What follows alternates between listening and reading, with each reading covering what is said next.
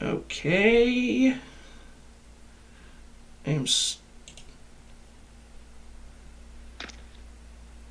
Alright. It looks like we are now live. I have not attempted to do a live stream since about 2017, so this is probably just really, really awkward for me. So, Kason, be grateful you're not the one who has to headline, who has to actually run this shit. Right. My channel still won't let me go live, so... Yeah, didn't YouTube kind of foobar your accessibility or something?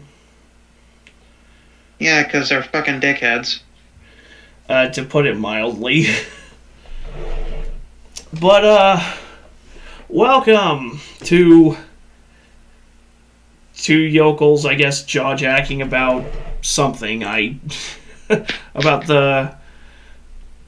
Well, we're supposed to be talking about the Halloween movies, I guess. Hang on, let me adjust the title here. Yeah, we're a week away from Halloween Ends, but is it actually going to end? Is it actually going to end?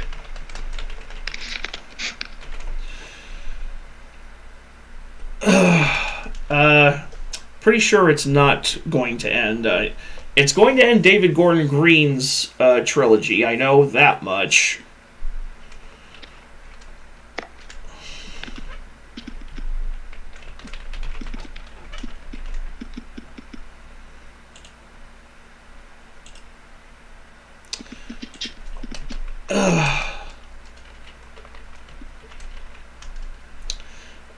Yeah, it's at least going to end David Gordon Green's trilogy.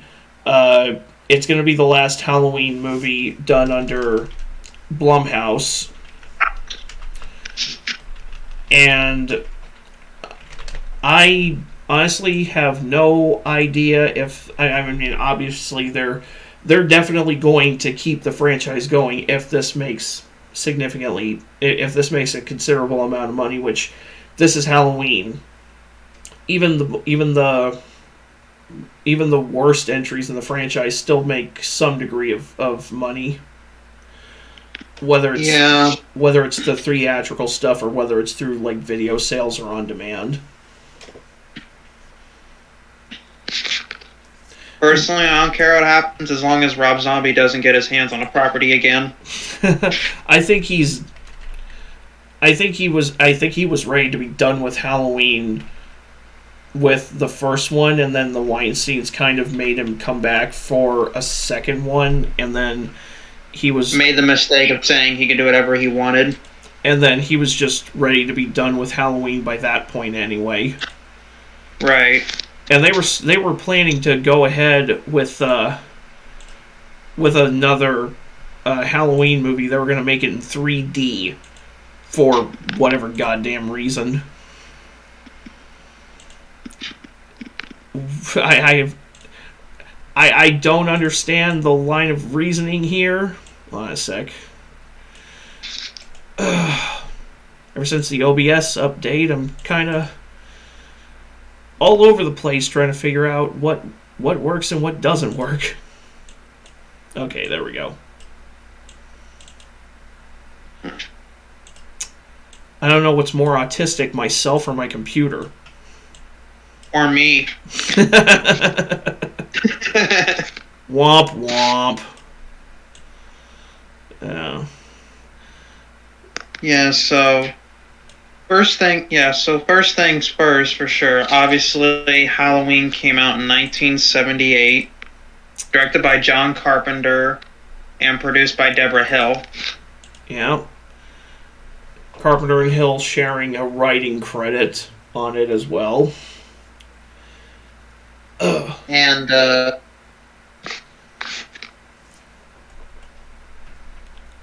well, let's just say that the first few movies weren't exactly originally well, the first two sequels anyway weren't exactly planned the way they went out.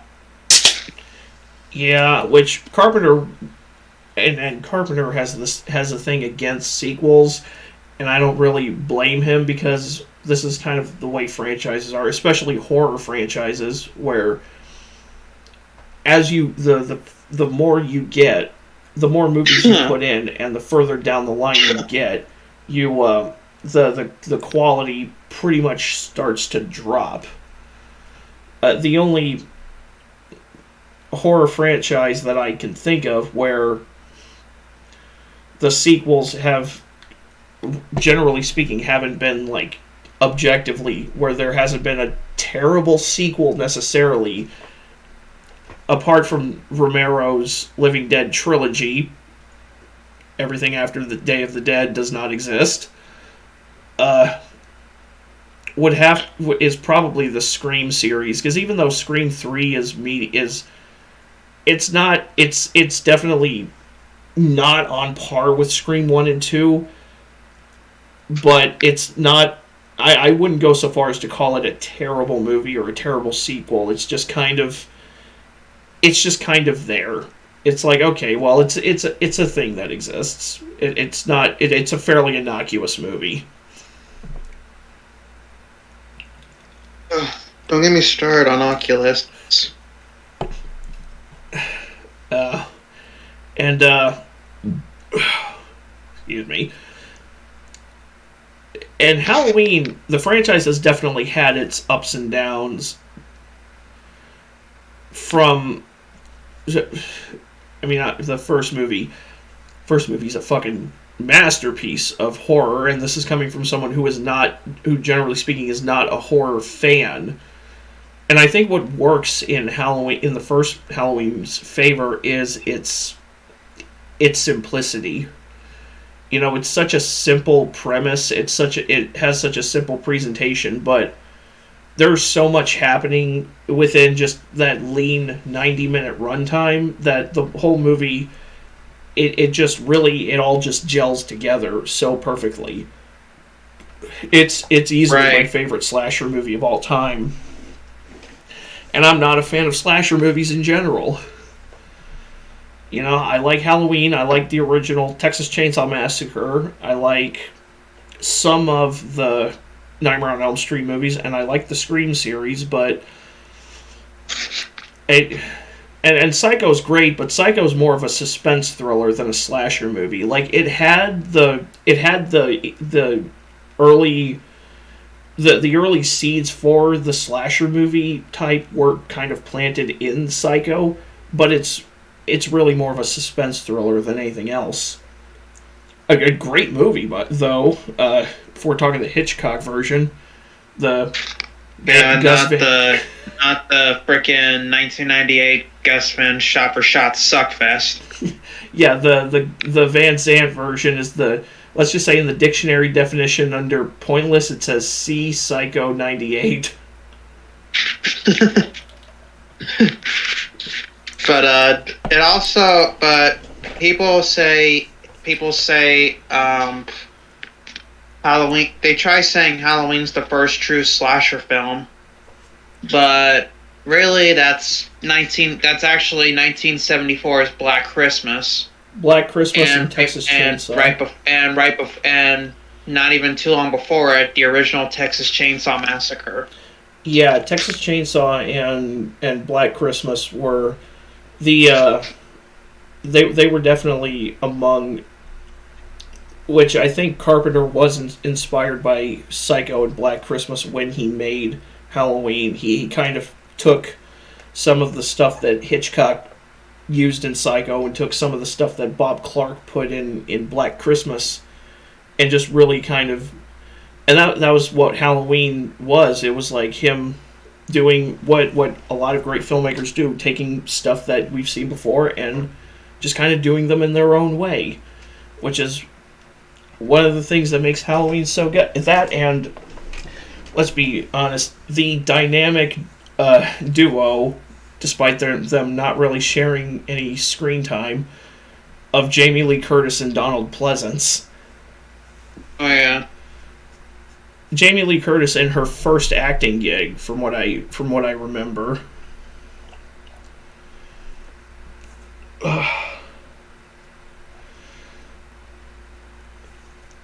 Which But is yeah, the basic.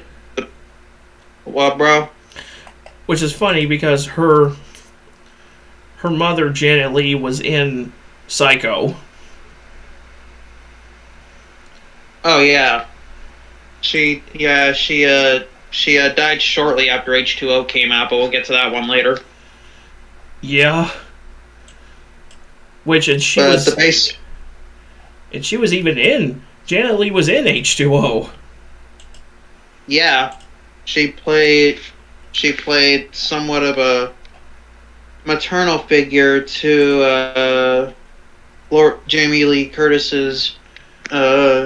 She was like her secretary at that boarding school, Yeah. or whatever.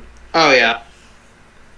But I'm trying to remember the name Lori was going by in 20 years later. Well, I've got it pulled up, right. I've got the franchise list pulled up here in front of me on my laptop.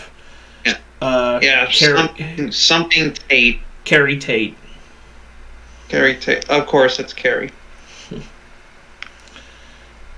Yeah, and then Janet Leigh got to quote Charles Cypher. It's Halloween. I'm surprised Charles Cypher's not dead yet. I thought he was dead. When I saw he was going to be in Halloween Kills, I was like, is he? I was like, is Charles Cypher even still alive? I was like, yeah, you dumbass. It's like, I feel like that's the equivalent to there being a new Fast and Furious movie, and they like when it was like Furious 7, I think, when they CGI'd Paul Walker's face over his brother. Yeah. And they initially had him in the cast on Google, and I wonder how many people flipped their fucking lids. Yeah, like, oh, we'll just have a body double and we'll put Charles Cypher's face on top of his face. And, like, it's like, no, they didn't have to do that. And then I think Halloween is easily, the original Halloween is easily, it's in my top 5 best of the series. It's like it's number 1 for me because it doesn't have all the bullshit that you would get in later movies. It doesn't have the whole, oh, let's spend half the movie diving into Michael Myers' background, because that's absolutely fucking necessary. It doesn't have the, oh, let's just have a bunch of teenagers as knife fodder. Let's try to over-explain why Michael is this unstoppable force instead of just leaving some goddamn form of mystery to him.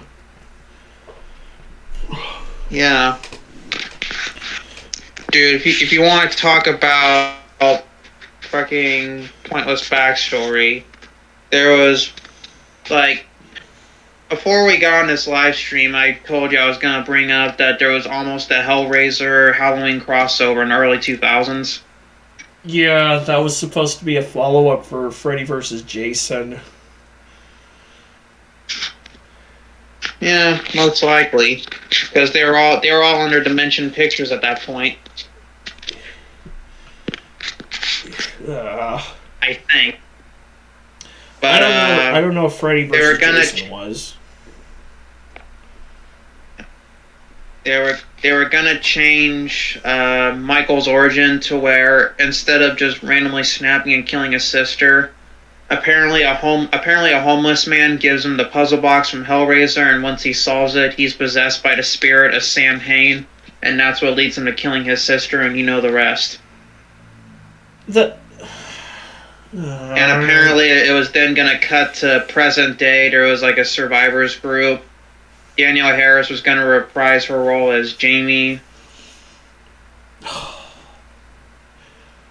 And and Kirsty Cotton was gonna come back as her final girl from Hellraiser 1, and Michael was gonna end up killing Hellraiser's final girl, and Pinhead swears revenge, like Freddy losing his shit in Freddy vs. Jason. No, she's mine, mine, mine, mine. Like that kind of shit. That just... Yeah, I'm gonna be real with you, dude. I have never once in my life seen a Hellraiser movie. And it's not exactly a well-known franchise, and well, the last three or four installments, let's just say they were pulling a major Cloverfield. Yeah, I remember you were talking about that before, where they were just taking a script and then reworking it slightly to feature Pinhead and just shoving it out direct to video. Yeah, that was almost the Halloween franchise's fate after a while. We'll talk about that later. But yeah, I've never seen a Hellraiser movie. The only clip from a Hellraiser movie I've actually seen that I remember is it was a scene of Pinhead, and he says something to the effect of "Don't cry. It's a waste of perfectly good suffering." It was like, the fuck? That sounds like something Freddy would say. Go, what the fuck? A lot of things we would go, what the fuck now? Yeah. Yeah, I've never even... I don't know if those are based off of any books or anything, and I've never read any Clive Barker anyways. But getting back Jericho was a good game, but yeah, let's get back to Halloween. Yeah, back to Halloween. There was no explaining Michael Myers, and that's what I loved about him as a character in that first movie, is that John Carpenter blatantly made it so that there was no explaining him. It's just it's that simplicity of he's just a guy. He's just an average built, average height guy in a pair of coveralls and a FUBAR Captain Kirk mask. You know, especially on a night like Halloween night, that just doesn't stand out to people. Right. You know, it's just... Yeah, but he's standing in the backyard. Well, he's probably just fucking with the people inside. It's just a Halloween prank. Never mind. Oh shit, our neighbors are dead. Oh shit. Yeah, that's that kind of... That sets off an alarm in your head. Exactly. That's why he's so terrifying. Plus, you get him in a crowd, like, he blends in so perfectly, and he's so methodical, and he takes his time finding the right spot for his kills. Yeah, especially when he gets shot he gets shot like a total of frickin' six times. Let's see, if you count... Six times in the chest. He gets shot 6 times in Halloween 1, a total of 7 times in Halloween 2, like 5 times by Loomis, and then twice his eyes shot out by Laurie. He gets shot 13 times and just walks away like he's fucking 50 Cent. It's like, seriously, what the hell, John? That reminds me, I need to play 50 Cent Bulletproof on the channel at some point. Oh, God. I've got it on a video game about it? Yes! I've got the Xbox version of 50 Cent Bulletproof on my shelf there. Let me guess, is it a GTA-style game? No, it's more of a... If I were to describe it in gameplay, it would be more like in the line of games like Max Payne or that Punisher game I played last year on the Xbox.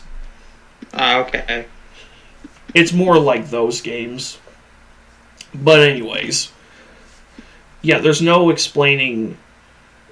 Like especially the way that first Halloween movie ends, is that shot of Michael just being gone from, and heavily breathing.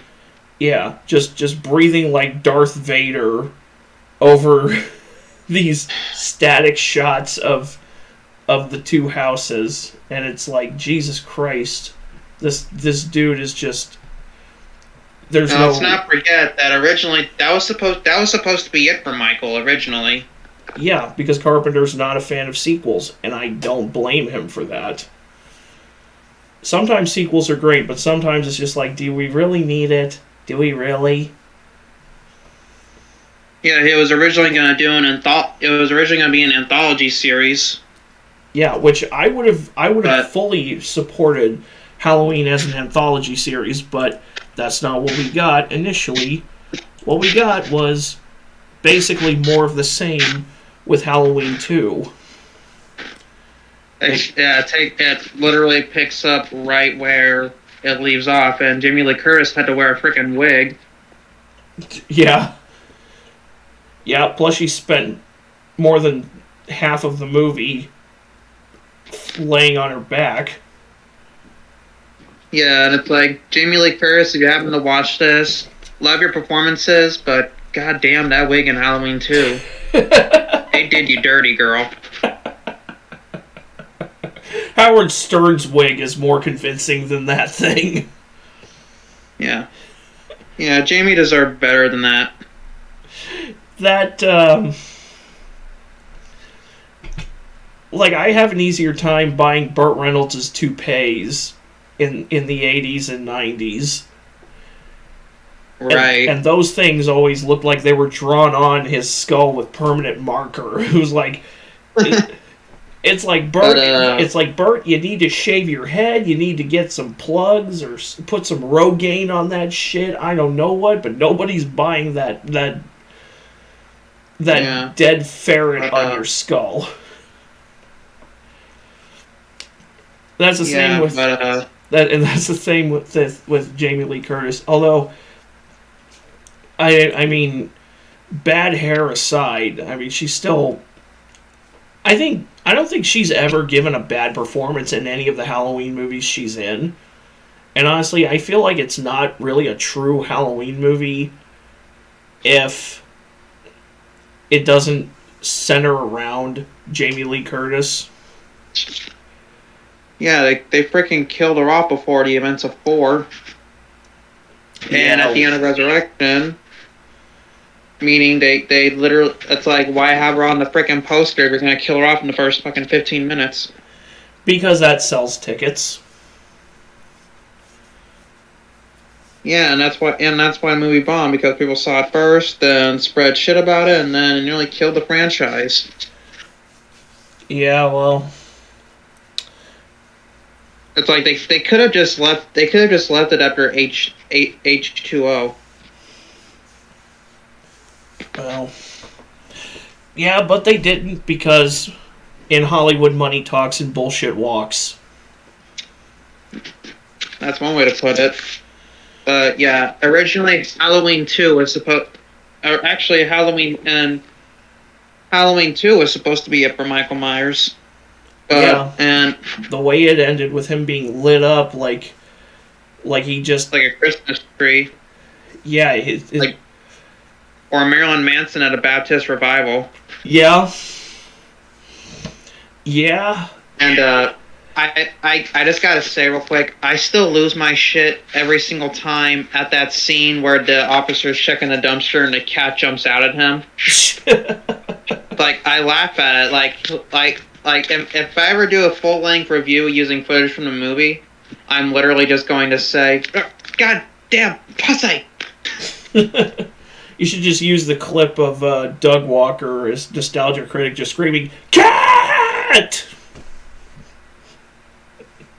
Saying what? Saying, "Cat! Cat!"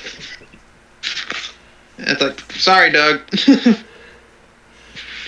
Oh. But yeah, he lit up. They lit him up like a frickin' They lit him up like a frickin' Christmas tree at a Satanist organization. Yeah. And what I want to know is, like, And if you think about it, Loomis should have known that when Michael walked into the hospital, somehow breaking the glass door just by simply walking into it. When he shot him 5 times, he should have known that was his last 5 bullets, because earlier he fired one out the window to get the marshal to turn around and go back to Haddonfield. Oh, Loomis. You're a terrible psychiatrist and you can't count. And it's like, are you serious? By the time frickin' Halloween 4 and Halloween 5, he was literally pants on backwards crazy. Hey, Donald Pleasance was still the best part of Halloween 4 and 5. Yeah. Him and Danielle Harris were the only ones who gave a fuck. Yeah, everyone was like, murders on Halloween again? Nah, fuck this, I gotta get my laundry done. Everybody was... It's like real quick. It's like freaking like people in Japan looking out the window and seeing Godzilla, and it's like, fuck this, I gotta check on my ramen. Oh shit, here we go again. No shit. Oh. One thing I really appreciated about the first Halloween was the subtlety in the kills. Like, it didn't go for overly blood and guts. And I mean, I'm not against blood and guts. With some of the games I've played on the channel, I'm definitely not against it. But I feel like the how masked some of the kills were, the framing in certain scenes, you didn't fully see everything, every cut, every stab. It was like it was the Carpenter left your imagination to fill in the gaps. And then you get to Halloween 2 and Rick Rosenthal is like, dude, we need more blood.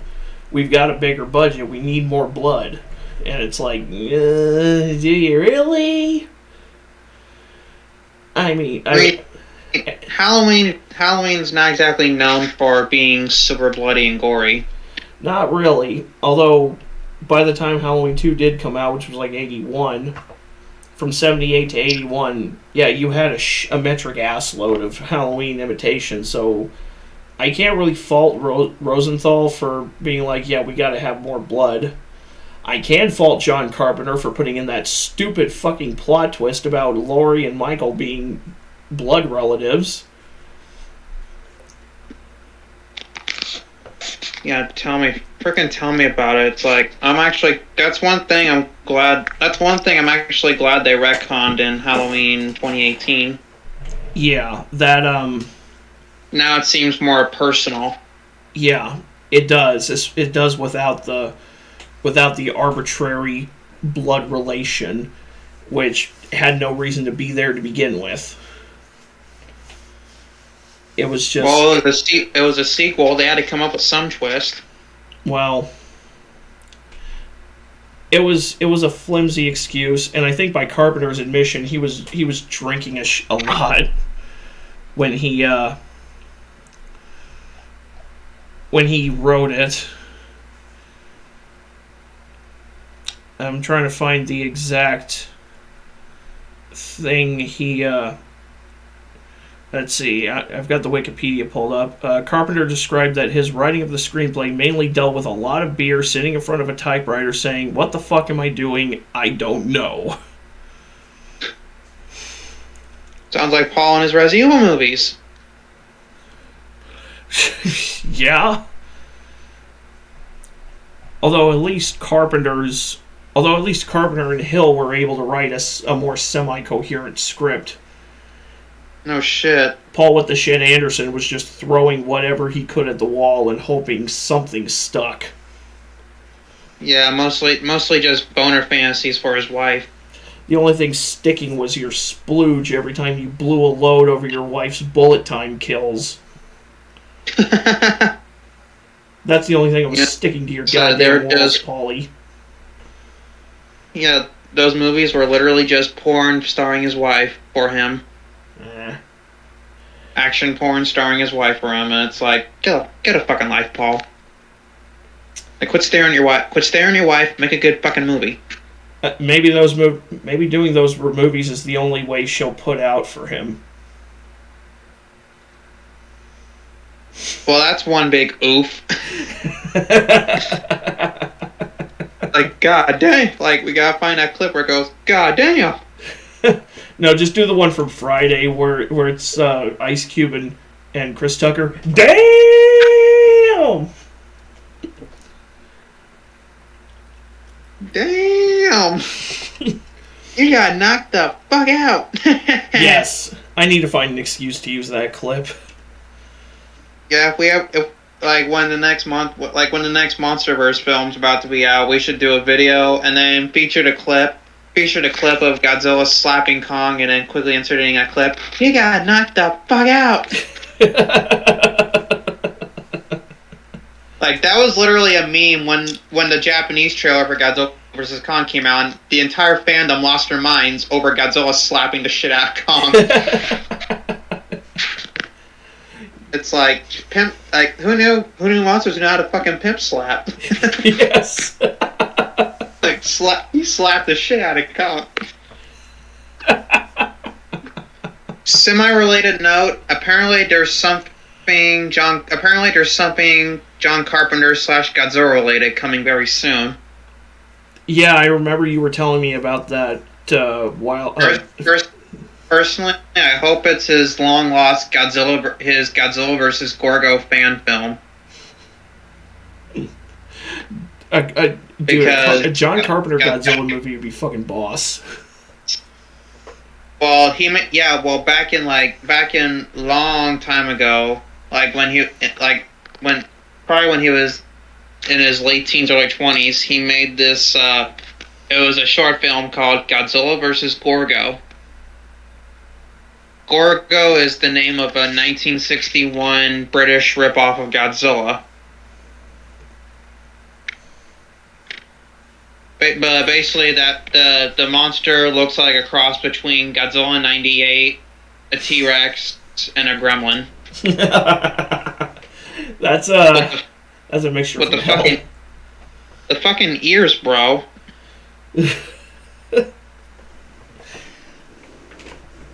Yeah, it's one of those movies where they captured its baby thinking. They captured its baby thinking, oh, this is pretty freaking big. And then the freaking mother comes along all pissed off because he kidnapped its baby. I don't know. I think the baby dies and the mother goes on a rampage, but I don't know for sure. I mean, that's almost somewhat like Godzilla '98. Minus the baby dying. Emmerich? But babies did die in '98. Yeah, well. Yeah, they got nuked to Kingdom Come by the U.S. military. Yeah, except for the one that survived and made it to the short-lived cartoon show. Ran for 2 seasons. I wouldn't call that short-lived. Eh. Well, my definition of short-lived is either canceled after the first few episodes or canceled after 1 season. Okay. Like that Resident Evil show. Oh! Actually, no, fuck that. I'll just pull up the actual clip.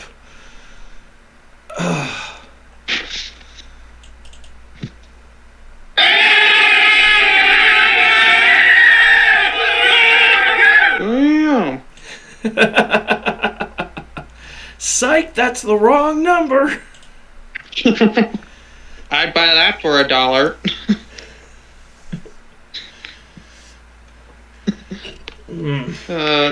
Literally what everyone said to the ending when the first RoboCop. I'd buy that for $1. Mm-hmm. Like when the bad guy was shot the hell, sent out the window. This franchise canon is a goner.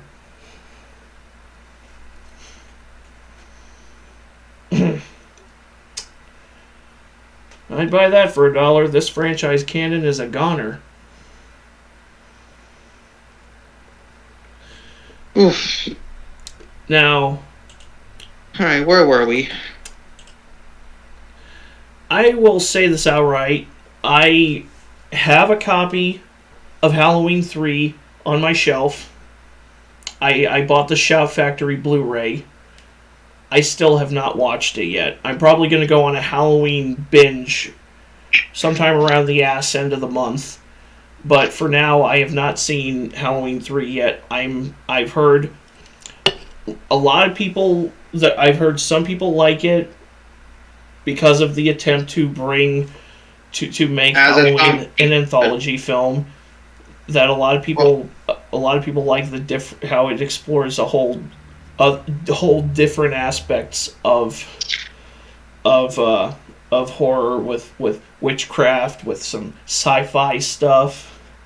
And I've heard a lot of people say that if it wasn't called Halloween 3, it would have sold more and done better. Yeah, if it was just called like Season of the Witch, it would have been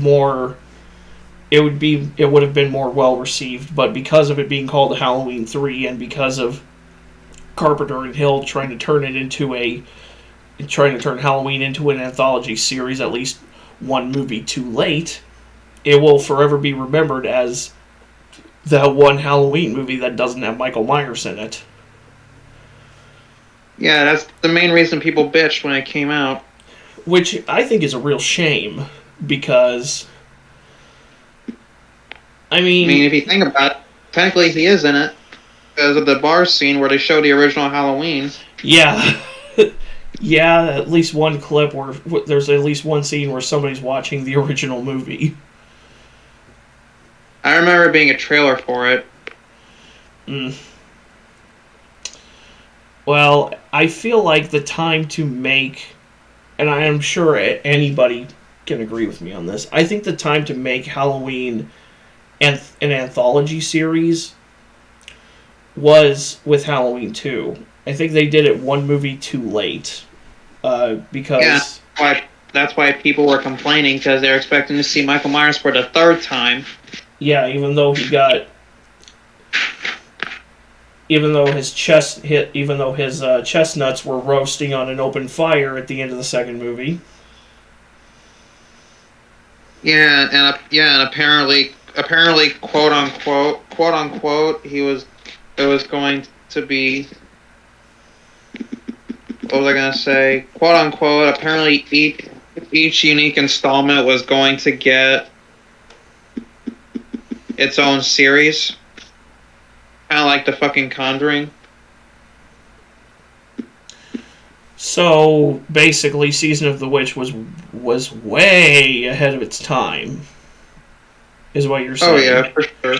Since I mean, how many spin-offs of The Conjuring are we up to now at this point?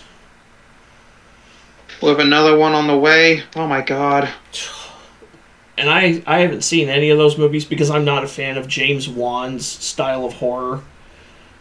I've seen parts of Deadly Silence, and I've seen parts of... I think that was Deadly Silence. And I've seen parts of Insidious. His horror movies just don't work for me. I don't know what it is. They're shot well. There's some good atmosphere, but I feel like he uses the. I'm not a fan of how he uses music for jump scares. I don't know. I feel like just instantly, boom, kicking in the music. Like, it has, like, there's a certain way to do it, and Carpenter did it so well in Halloween. And it kind of works in some of the other Halloween movies, too. Yeah, there's music that kicks in for a jump scare moment, but I don't know, I think it works, I find that it works better in John Carpenter's stuff than it does for James Wan's stuff, and I don't know how to accurately describe it. Oh yeah. But anyways, yeah, I need to watch Halloween 3 at some point, and I probably will on the ass end of this month as like a Halloween Day bender or something. Yeah, but don't watch it as a Halloween film. Watch it as Don't watch it as a Halloween film. Watch it as its own original horror film. Yeah, Like, don't watch Halloween 3. Just watch it as Season of the Witch. right. Yeah, that's kind of how you need to watch it anyway. I think. So I've been told. Moving to that, we have Halloween 4, directed by Dwight Little, who directed one of Steven Seagal's better movies in the form of Marked for Death, where it's Steven Seagal versus Haitian drug lords. He also directed my favorite Brandon Lee film, Rapid Fire. But Halloween 4, The Return of Michael Myers. This is where I feel like the franchise's quality as... Like, there was... Like, I feel like Halloween 2... Okay, maybe not as good as Halloween 1, but it was a steady pace. It was a steady... Like there was a lot of high quality in Halloween 1, and then it kind of dipped down a little bit for Halloween 2. Halloween 4 for me is kind of where it just kind of the series begins to just kind of tumble downhill for the next 3 movies. Yeah. Because it's a lot more of the same of, and this is kind of an issue that you get with a lot of sequels, especially in the 70s and the 80s and the 90s, where it's like, let's just have more of the same, but then we'll just add more of what people like in the previous movie. So it's like, with this, let's just have more kills and let's try to be a little bit more graphic, even though this movie doesn't have as much blood in it as Halloween 2 did. Despite a chick getting impaled with a shotgun. Does he shoot people with a knife? Famous words of Cinemassacre. Yeah. Yeah, that's probably the one kill I remember the most is Michael just impaling that chick on a pump-action shotgun. It's like, what the hell? To be a fly on the wall when Dwight Little pitched that bit. Huh. I hope he was smoking some reefer when he pitched that. Like, okay, and not just pulled it out of his ass. Like, oh, I thought it was a pipe, but no, oh, I forgot I was holding a shotgun, not a pipe. Yeah, this being the first appearance of Danielle Harris as Michael's niece. Most kid actors I find just gallingly insufferable.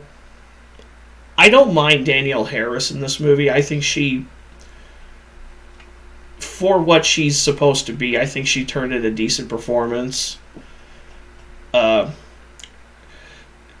Pleasance just going full Looney Tune.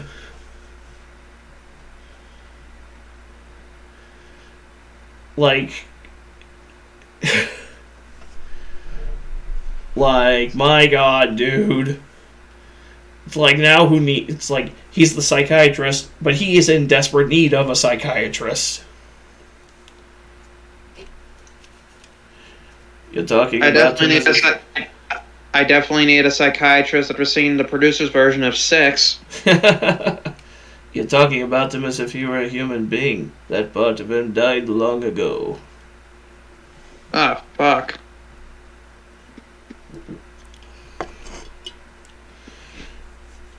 I don't have a whole lot to say about 4. It's just, I don't hate 4. I don't dislike it, but to me it's a movie that's just kind of there. You know, you could point to me like, okay, well, that's a movie that exists. Oh yeah, for sure. Yeah. I mean, there are some decent kills outside of the ram with the shotgun, and the deputy being folded up like a pretzel at some point. Oof. I would have loved to have actually seen how Michael managed to wipe out the entirety of Haddonfield's Sheriff's Department. Well, I don't think that was till 5. Or, well, there is a scene where Loomis and the new sheriff go to the sheriff's department, to the police station, and there's just dead deputies strewn all about in Halloween 4. Oh yeah, the frickin' there's all in either 4 or 5. There's actually one brief shot where we see a goddamn rare albino Michael Myers. Yeah, it was for Michael. For some reason, I don't know if it was like dust or they just had a mask with the wrong hair color or what. Michael was. It was like we got Pinky. We got Pinky Mikey for a second. It was almost as goofy looking as blonde hair Ben Tramer mask in Halloween 2. Yeah, and I don't care what anyone says. Loomis is responsible for that. Loomis is responsible for that death. Yeah. Hashtag justice for Ben Tramer. Yeah, he didn't get to get in all of Laurie Strode in her prime. This is bullshit. Yes. I don't know. In the David Gordon Green canon, maybe he did get it on with Laurie because I think he's still alive. Yeah, maybe. I think they mentioned him. Oh shit! You think that's Karen's father? You know? Oh, fuck!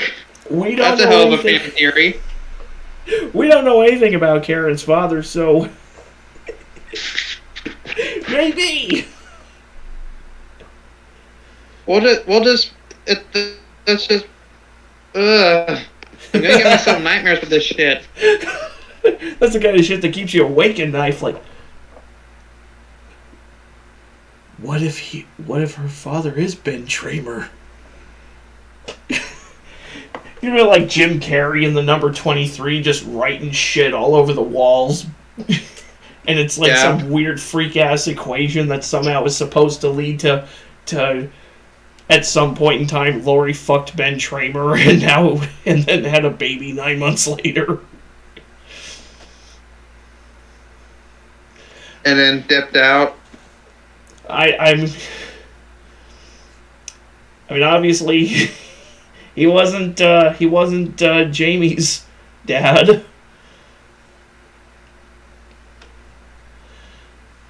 But oh yeah.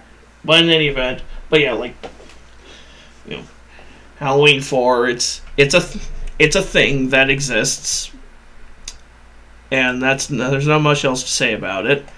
Then we get to Halloween 5, where shit took a downward spiral into the goddamn toilet, which probably hasn't been cleaned since it's fucking Smith's Grove. They obviously don't give a shit about their patients. At this point, yes, I'm amazed Smith's Grove is even still functioning at this point. Because the way Halloween 4 ended, it's almost like Michael's spirit was possessing Jamie, and she was going to continue his spree of senseless murder.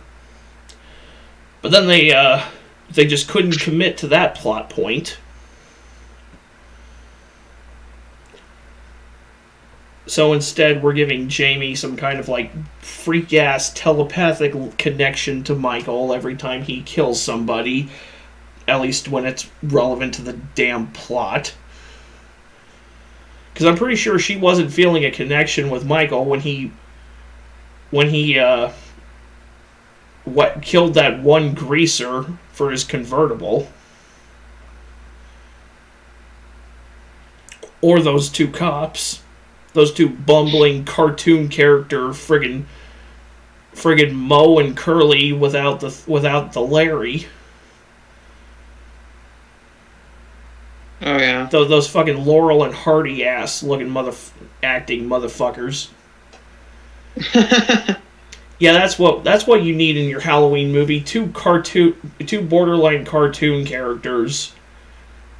Who's you talking about the cops? Yeah, whose very presence is constantly being accompanied by the soundtrack farting. Dude, they literally.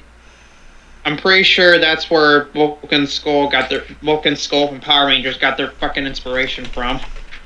Yeah. I'm going to tell you straight up, I know exactly what piece of music fits those two cops. It's the basement scene from the director's cut of RE1.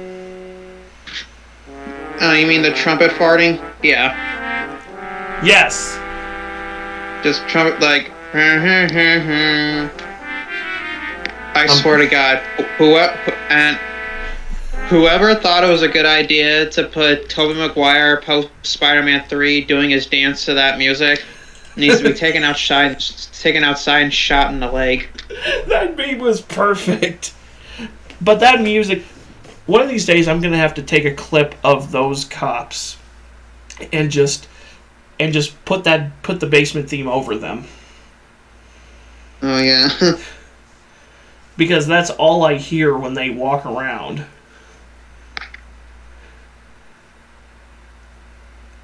Yeah, and then the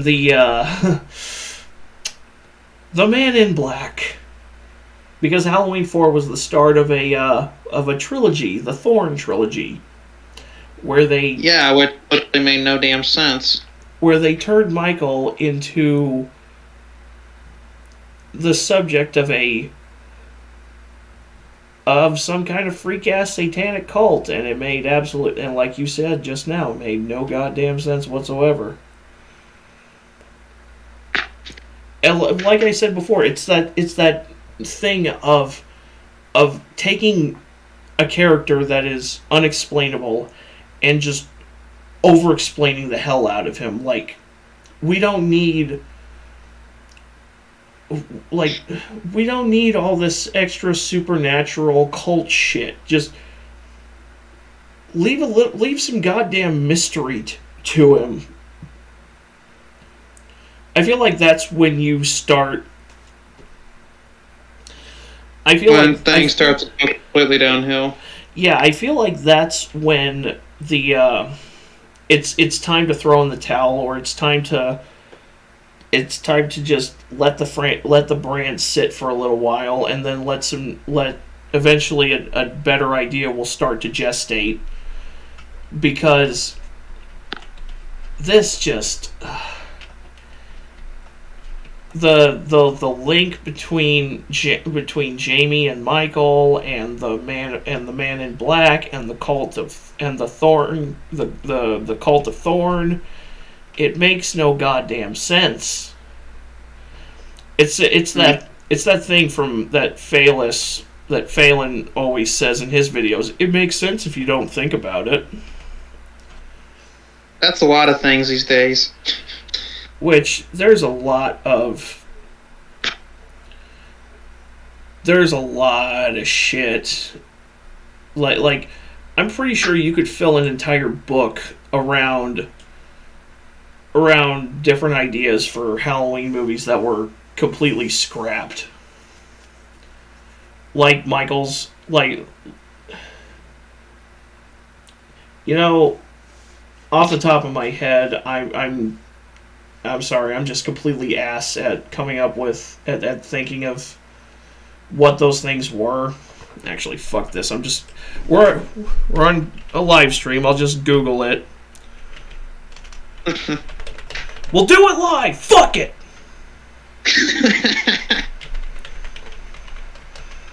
Yeah, we can't exactly edit this shit out, so be careful. Yeah, we'll do it live. Fuck it. Do it live. I'll write it and we'll do it live. Fucking thing sucks. Fucking thing sucks. Let's see. Halloween. I just found a list on Den of Geek of unmade Halloween sequels. Let's see. Halloween 2. High Rise Horror. So originally Halloween 2 was going to, let's see, first concept Carpenter conceived for Halloween 2 featured Laurie Strode living in a high-rise apartment building when the Shape returns to ruin another Halloween. This version would have been set a few years later as a way to acknowledge time had passed between entries. But Carpenter eventually had a change of heart and decided to pick up straight from the ending of the first movie. Halloween 4, the Boogeyman version.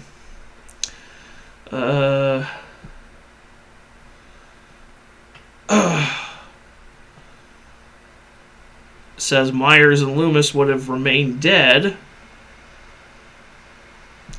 but so I guess there would be a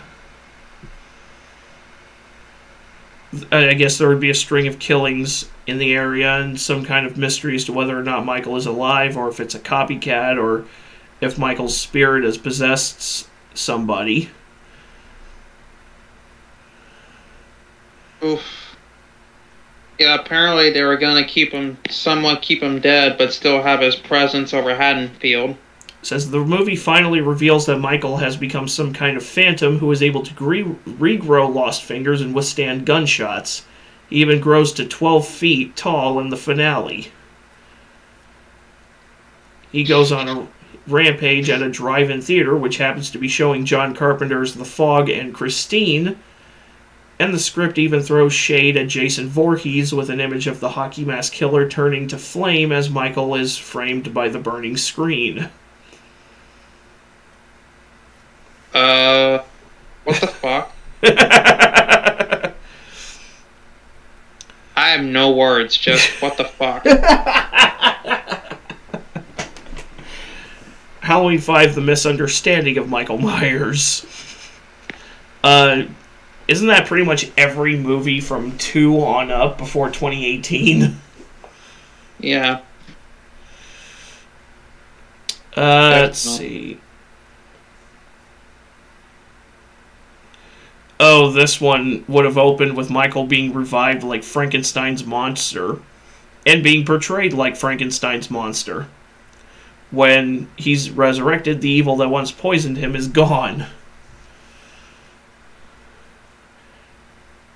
And the locals want to kill him, and Dr. Loomis has to save him. Oh, Christ. Halloween 6, A VR Trip to Hell. Yeah, how after watching that movie, how most fans felt about the franchise. Insert clip of that freaking guy from freaking the Lorax. Hang on. Let it die, let it die. There's only one. Remember that? I never saw the Lorax, but I have a clip that accurately summarizes how I feel watching or reading about these rejected concepts. You know, Beavis, I'm not mad. I'm just disappointed. Jesus Christ, Beavis. Come on, buddy.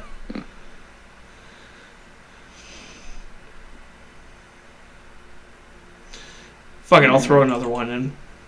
Kiss my sweaty balls, you fat fuck. Anyways.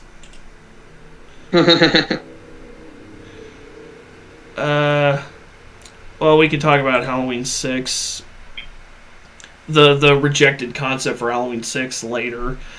As far as Halloween 5 is concerned, hey, let's leave a gaping wide open plot point at Halloween 4 just completely unresolved. Hey, let's introduce a bunch of supernatural shit that doesn't belong here. Let's have a finale that takes place in the Myers house that looks absolutely nothing like the goddamn Myers house. It's like the bare minimum effort. The barest of Berenstein bare minimum. It's Berenstain, goddammit! Get over yourselves, people. We've been saying Had it to wrong whoop for y'all years. shit. We've been saying it wrong for years, and we don't give a fuck. Yeah, I've had to whoop y'all shit. Yeah. Halloween 5. It came and went and is better left forgotten. And then there's Halloween 6. The Curse of Michael Myers. Now, there are 2 different cuts of this movie floating around. I have only seen the theatrical cut. I have not seen the producer's cut. I've seen videos on it. I've seen Brad Jones's video on it. I've seen Dead Meat's video on it. I have not seen it myself.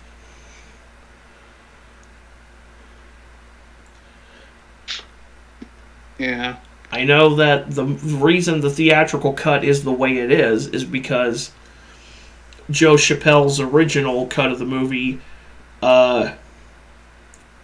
was completely scrapped by the producers. Miramax, which at the time was the Weinstein brothers, hashtag fuck Harvey Weinstein,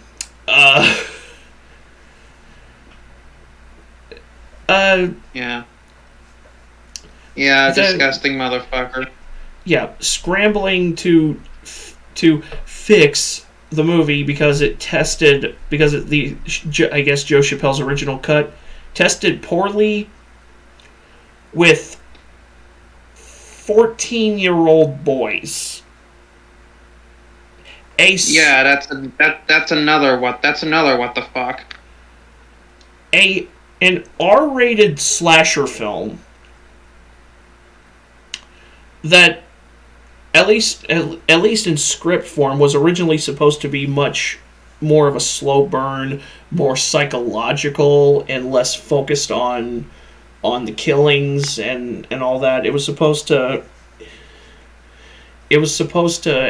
be more of a mindfuck movie than just a generic, stabby stab movie.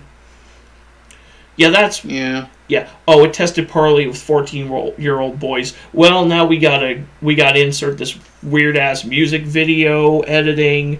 We've gotta hack it up from 110 minutes to 87 minutes. And that was our first mistake. And oh shit, we don't have enough money. Oh shit, Donald Pleasance died. We can't properly tie the ending off. So what do? Fuck it. We'll just insert a frame of Michael's mask and a syringe, and we'll just have him screaming off camera, and it won't matter. It's a Halloween movie. People will see it regardless. It's like, except Donald Pleasance passed away right before reshoots could be completed. Yeah, this was his last movie. Yeah, and too bad it had to be fucking Halloween 6. I had a teacher in high school who said that when he went to go see the 1994 Street Fighter movie and the credits started and they had that dedicated to Raul Julia thing, that you could just hear him turning in his grave. No.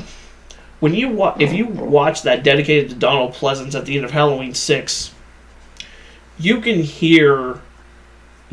literally, if you squint hard enough, if you pause the video and you freeze frame it, and you zoom in on Michael's mask and you squint hard enough, you might be able to catch a glimpse of Donald Pleasance's spirit just looking you dead in the face and going, for fuck's sake. Yeah, insert clip of him in Halloween 4 like, oh, Michael. God damn you. Starts firing. Yes! Honestly, I was wishing he would fucking pop up.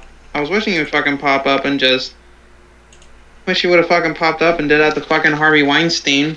Like, oh, Weinstein. You fucking puppet. God damn you. Like, just unload on his ass. If fucking only. Either that or just have Michael appear out of the shadows in Weinstein's office. Yeah, and just make him suffer before killing him. fucking weird ass creep. I'm embarrassed to admit this is the first movie I know of that I saw Paul Rudd in. You're probably not the only one, dude. I didn't know who he was, and I kind of just, for years, I just kind of suppressed all memory of this movie. So when I saw, and the only movies I've seen Paul Rudd in, either he's playing Tommy Doyle in this, or he was playing Ant-Man. I haven't seen anything else Paul Rudd has done, and that includes the new Ghostbusters movie. I hear it's good, but I just haven't seen it yet.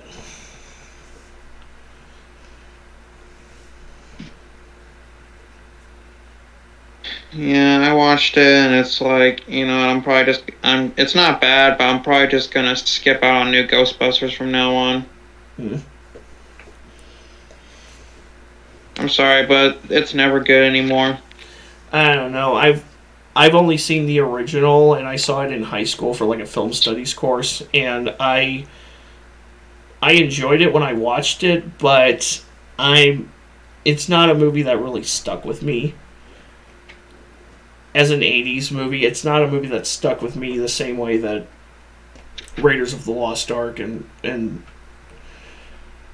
48 Hours and Lethal Weapon and Die Hard and Commando and Predator have. And Terminator. Yeah. Like, those movies stick with me. Ghostbusters just never really... I don't know, it just didn't gel with me as well as those movies did. But, talking about Halloween 6... I believe you've told me that you have seen the producer's cut. So unfortunately. So you're saying it's not that much better than the theatrical cut? Let's just say certain scenes made me want to vomit. Like the implication that the cult may or may not have forced Michael to rape Jamie? Yeah. Or the fact that they felt like they had to circumcise the kid. I mean, that's not it. It's like, why did they circumcise the kid? Matter of fact, if they wanted Michael to kill his family, then why the hell did they breed a frickin'? Why did they fucking breed a frickin' Neff's son? Right. Dueling banjos intensifies.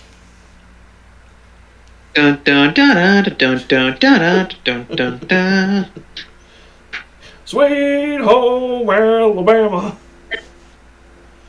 It's like, calm down. It's like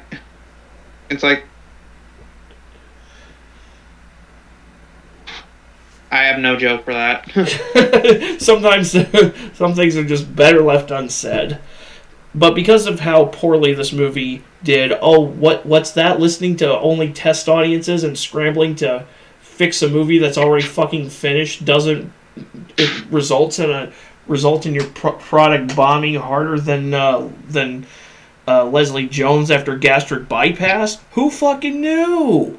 Apparently not the Weinsteins, because they never learned their goddamn lesson.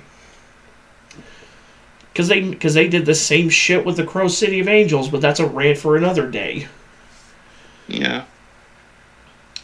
But because this movie was such a dud, and because, well, and it was a dud right after Halloween 5, which was, it made money, but it wasn't like a major smash hit. This franchise was almost in danger of going completely direct-to-video, much like Hellraiser and just like Children of the Corn had. So, no shit. So this franchise almost languished in direct-to-video hell. Well, you know what else kind of went to languish in direct-to-video hell after a lackluster sequel? The Crow. Yeah, no shit. Yeah. Well, kind of hard to do something after your main lead fucking Because the dumbass prop master didn't check to make sure the gun wasn't fucking loaded. Yeah. Yeah. It's like, we still had Brandon Lee if it wasn't for these fucking retards. Yeah.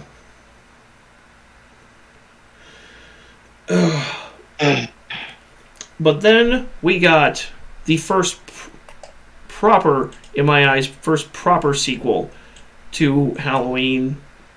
Even though Halloween 2 was fine, it's a passable sequel. But I think Halloween H2O surpassed it in every way. Despite it having a little bit of that late 90s post-Scream snark in some of the scenes, especially with Josh Hartnett and Michelle Williams and their friends. Some of the music cues from the original Scream are actually in the score for Halloween H2O. Yep. It's a reference. Yeah. There's slasher genre being reignited. Yeah, and especially, which is even funnier, when you have Scream, where there's that whole scene of Jamie Kennedy. They're like having a watch party at Matthew Lillard's house, and they're watching Halloween, and Jamie Kennedy is explaining the rules of slasher movies, but not even doing it well. Yeah. Don't ever say you'll be right back, because you won't be back. Hey, Brett, you want another beer? Yeah, sure. I'll be right back. And it's like, and it's like, guard from Skyrim. Today, you die. Yes. So you have chosen death. Oh. I love that. I love that the movie does deal with Jamie Lee Curtis suffering from PTSD. What is Laurie suffering from PTSD and not being quite able to get over it. But unlike the 2018 movie, still has found some semblance of stability in her life, since she's headmistress of this boarding school in Northern California. Out of all the states, out of all the states you could have picked to move to, why the fuck did you go to California? You went from Illinois to California. That's a vertical downgrade. Well, if you think about it, she was trying to get as far away from Michael as possible. Arizona. Move to Alaska. Hawaii. Then he won't be able to board a plane. You don't think he's willing to swim towards the island? I don't know. He could probably. Trust me, I could see that happening. He could probably sneak a ride in luggage or something. Yeah, it's like, oh, this is just my costume. I have it on a mannequin. A lifelike mannequin. Yeah. Silently force someone into doing that for him. Yeah, but and then kill him. As soon as we're off the flight. So this movie completely scrubs 4, 5, and 6 from canon, which I got a clip for that too. And nothing of value was lost.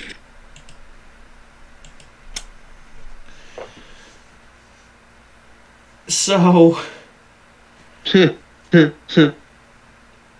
like we said before, the cameo from Janet Leigh, whatever. I can say with 100% certainty, I appreciate them axing that bullshit over-explainery of trying to turn Michael into this product of like some satanic death cult or whatever. and just putting it back to, well, his only objective is to find and kill his entire immediate family. Still a bullshit motivation. I feel like slasher movie villains are more terrifying when there is no clear discernible motivation to them other than just kill. Or you got Leatherface, who's just he's just protecting his farm or whatever. He's not a sympathetic. Yeah, if you think about it, Leatherface really isn't the villain. He's the hero. Well, it's like freaking Don't Breathe. I need to rewatch that movie. I never saw the killer as the bad guy. Like, hey, you break into the house of a veteran. You really fucked up there. I mean, he did kidnap a woman and was trying to force her to carry his child. Okay, never mind. Yeah, that was extremely fucked up. Stephen Lang's a hell of an actor. That was extremely fucked up. Well, I guess I didn't pay enough attention. And then you get Don't Breathe 2, where he actually succeeded. And then has to rescue said child. Yeah. I have no idea how Stephen Lang's I think he's supposed to be in Avatar 2. How, I don't know, because I thought he died in the last movie, but whatever.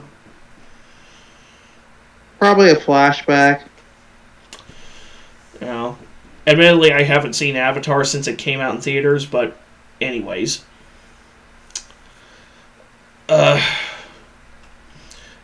Yeah, putting the focus back on Jamie Lee Curtis, who, as far as I'm concerned, if it ain't, like I said before, I can't remember if I said this earlier in the stream or not. If it doesn't focus on Jamie Lee Curtis, it ain't a Halloween movie. Yeah, I'm pretty sure you said that. I might have. Now you guys know why I don't record my gameplay videos with commentary, because I'm a rambling, repeating half-wit. Quarter-wit, actually. Anyways. It ain't a Halloween movie without her, and the rest of the surrounding cast, like Josh Hartnett, teen pretty boy, whatever, Michelle Williams. I can't look at her without thinking of this thing Razor Fist said, where he said Brokeback Mountain proved that being married to Michelle Williams and Anne Hathaway could get even a cowboy to suck a cock. Oh, God. Yeah, I hate to break it to some people, but the Cowboys and Packers suck. I don't watch football anyway. Only time I've ever given a shit about football is either that one football level in that Tiny Toons Super Nintendo game I played before, and... Oh, God, don't get me started on that. And the Super Bowl Shuffle video that the Bears did back in '85. Oh, Christ. Greatest rap video ever. I'm not sure about the greatest, but okay.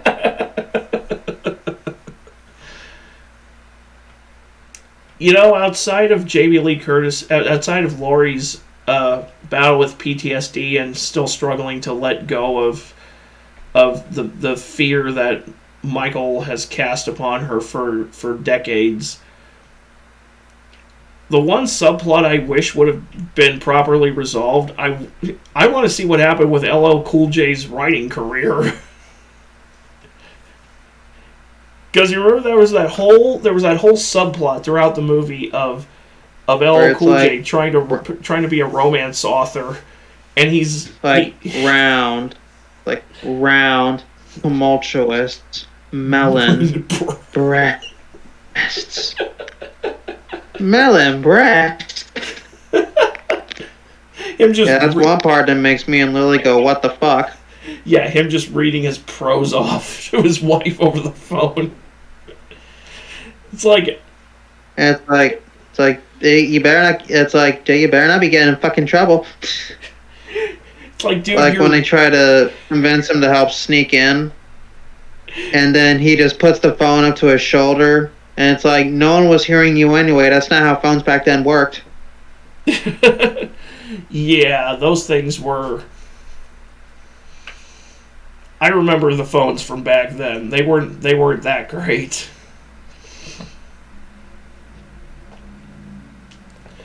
And I'm pretty sure that's a misuse of school property with the the phone that you have in that booth. I think you should be using a mobile phone. Well, mobile phones weren't exactly common back then. I don't know. They were picking up steam pretty good in the mid to late '90s. They weren't as common as Yeah, now. they were big ass cell phones though, weren't they? In the '80s, they were getting smaller in size. They were getting smaller and more compact in the early '90s. Ugh. There is a scene in H2O. That one kid. What was this? What was that fucker's name? Charlie. Joseph Gordon-Levitt. No, not Joseph Gordon-Levitt. Although I still love I still love his kill. Yeah. Yeah, YouTuber Decker Shadow. Well, there's the part where he's walking in a house like, got suspended 5 times for getting a little crazy with the stick, alright? And I said, and Decker Shadow said, well, that's one way to describe chronic masturbation.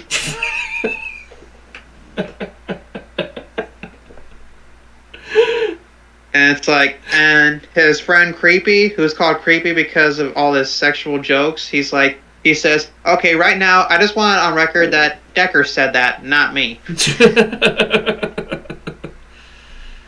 I just want it on record because I don't even think Joseph Gordon-Levitt was even 18 at the time. I mean, if he was under 18, I mean, Jimmy kind of has juvenile delinquent vibes to him. He probably was a chronic masturbator. Yeah, he was quote unquote the Robin in the Christopher Nolan trilogy. But what's your word for that trilogy? Starts with an O. Overrated. Yep. Yeah. There it is. Yeah, which at least it's more grounded in reality, but I'm glad they didn't. I'm glad they didn't decide to just link the Nolanverse with the DCEU. Yeah, because that was the original plan. But then Christian Bale was fucking tired of playing Batman. Yeah, well, his Batman wasn't that great anyway. Yeah, we call that it's not Batman, it's literally throat cancer man. When he's Bruce Wayne, he's just Patrick Bateman without without the schizophrenia. When he's in the bat suit, he sounds like the Cookie Monster. Sounds like the what? He sounds like the Cookie Monster. Yeah, someone get Christian a cookie for being 3 increasingly mediocrity movies. Although The Dark Knight was pretty good. Batman Begins and The Dark Knight were solid, although The Dark Knight had to grow on me over time. Dark Knight Rises had a lot of great ideas and just did not. I feel a lot of those ideas were just not properly implemented. Yeah. Pretty sure Arkham Knight took inspiration for its ending from Dark Knight Rises. It wouldn't surprise me. You know, where they Batman is now quote unquote dead. Yeah. But apparently, but the he's not really dead. And instead, he became something greater. I saw that Like clip. maybe he turns into fucking Albert Wesker. Albert Wesker in a bat suit. Dude. Well, I was just gonna say, imagine Batman with Albert Wesker like powers. I'm pretty sure the Joker would be Vapor. Yeah. What? I'm pretty sure if Batman had Wesker powers, the Joker would be reduced to Vapor. Yeah, like that one robot chicken clip where Batman is just punching her over and over and over and over again. And it's like, ow, ow, ow, ow, ow, ow, ow, ow. 1 minute later, ow, ow, ow, ow, ow. And it's like, and then Batman gets Joker to death penalty. And it's like, hey, it's not bad if I'm not doing it. Like he's not breaking his moral code if it's the death penalty. Oh. It's like, F you, Dork Knight. Back to H2O. Yeah, back to. Sorry. That kid's name was Charlie. But there's a scene where he's in the kitchen trying to grab something, and then he turns, and I shit you not, I don't know if you noticed it, if you've probably seen Dead Meat's video on it, where Oh yeah, the lighting wasn't hitting Michael's mask just right, and so they, instead of just reshooting the scene so it's lit properly, they just did like a really lazy CG job, and it looks laughable. Like fucking CGI in a Halloween movie. Never thought I'd see today. yeah, I'm pretty sure there's some instances of CG blood in the David Gordon Green movies, but whatever.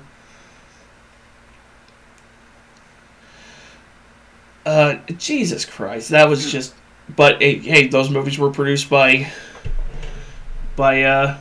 Dimension Films, which is and distributed by Miramax.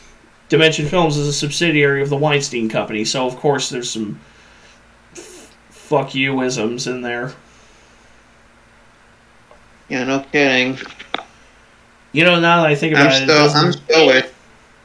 now that I think about it, it doesn't even surprise me that they reused some of the soundtrack from Scream, because Scream was also a Miramax Dimension production.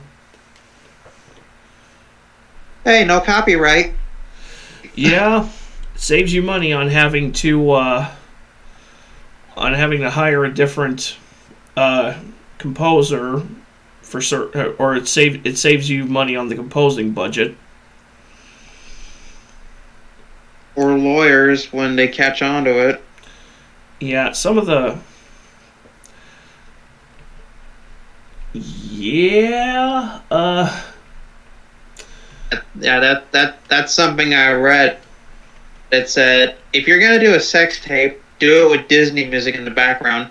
That way, if it gets leaked, Disney will also have it taken down. Follow me for more pro tips. Yeah.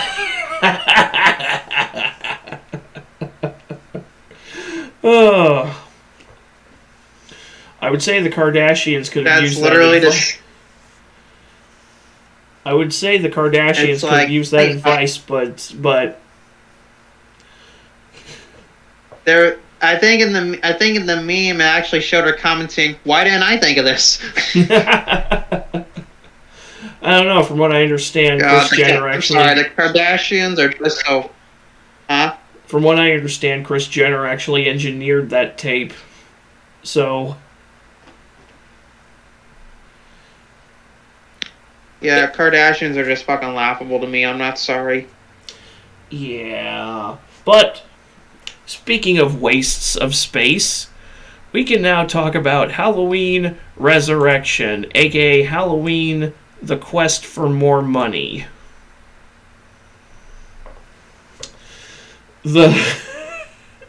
So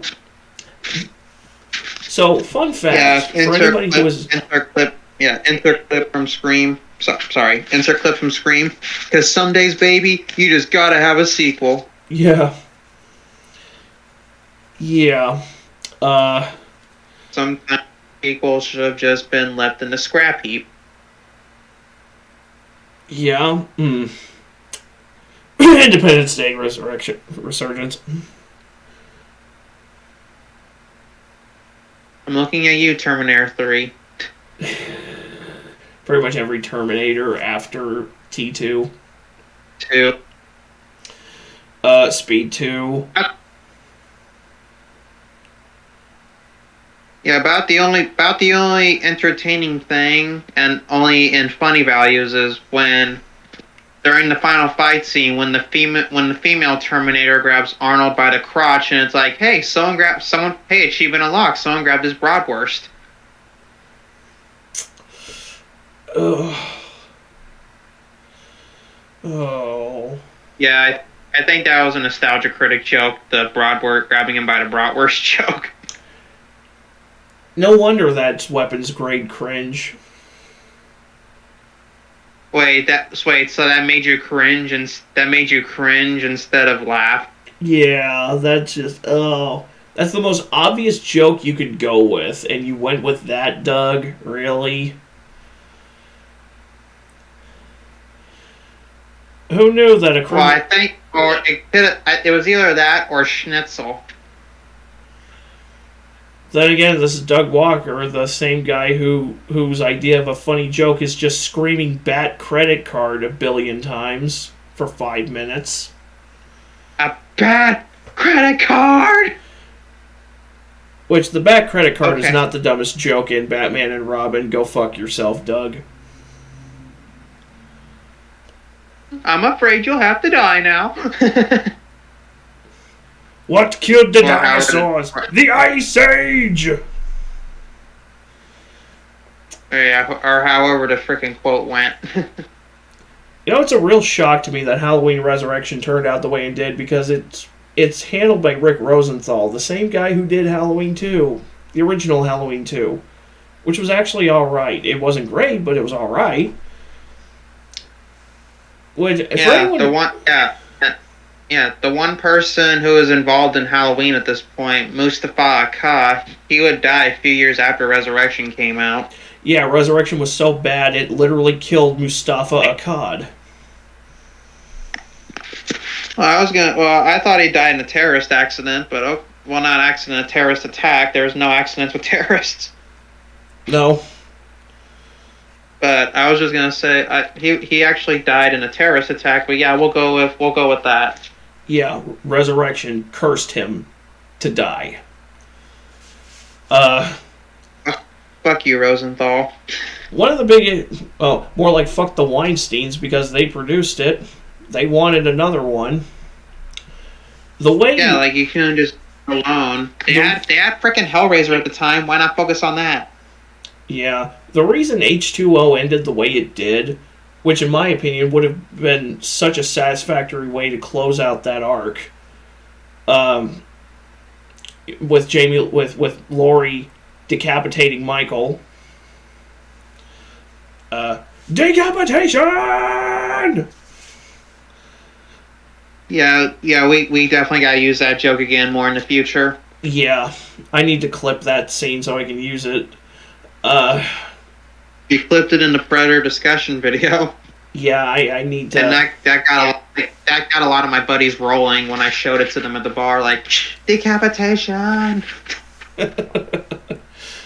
Well, good. I'm glad they appreciated that. Even the bartender, she was freaking. You could tell she was trying her best not to chuckle. It's like, it's okay to chuckle. You don't have to be a nerd to laugh at that. I don't know, the more I watch that clip, the more I think I should have inserted the decapitation like the instant the Predator's head starts to roll off its shoulders instead of after it lands on the ground. Yeah. But well, if I remember, you actually put it right as the blade went through the neck. I didn't. It was like right after the head rolls out of frame, hits the floor, and then you hear the decapitation. Right. Decapitation. Yeah, brutal legend. The reason H2O ended the way it did with Laurie decapitating Michael, it was originally supposed to end with them unmasking the head and realizing that it's not the real Michael, and then Michael walks off into the night, and then it would have ended with that and Laurie in institution. It was actually Jamie Lee Curtis's suggestion that it ends right with her decapitating Michael, because her thought process was, and I give her full credit to this because she was absolutely fucking right for this. The way H2O ended, if the movie didn't do well, which it actually did, it was like a $75 million success. If her idea was if H2O didn't do well, then it would have still provided some semblance of closure to Halloween fans. But if it did do well and they could make the next movie, then that would be the way to start it off, with the revelation that Michael's not really dead, and that was a completely innocent paramedic that she had just killed. That's one big oopsie. Yeah, that's kind of a... Actually, I do have a clip to use for that.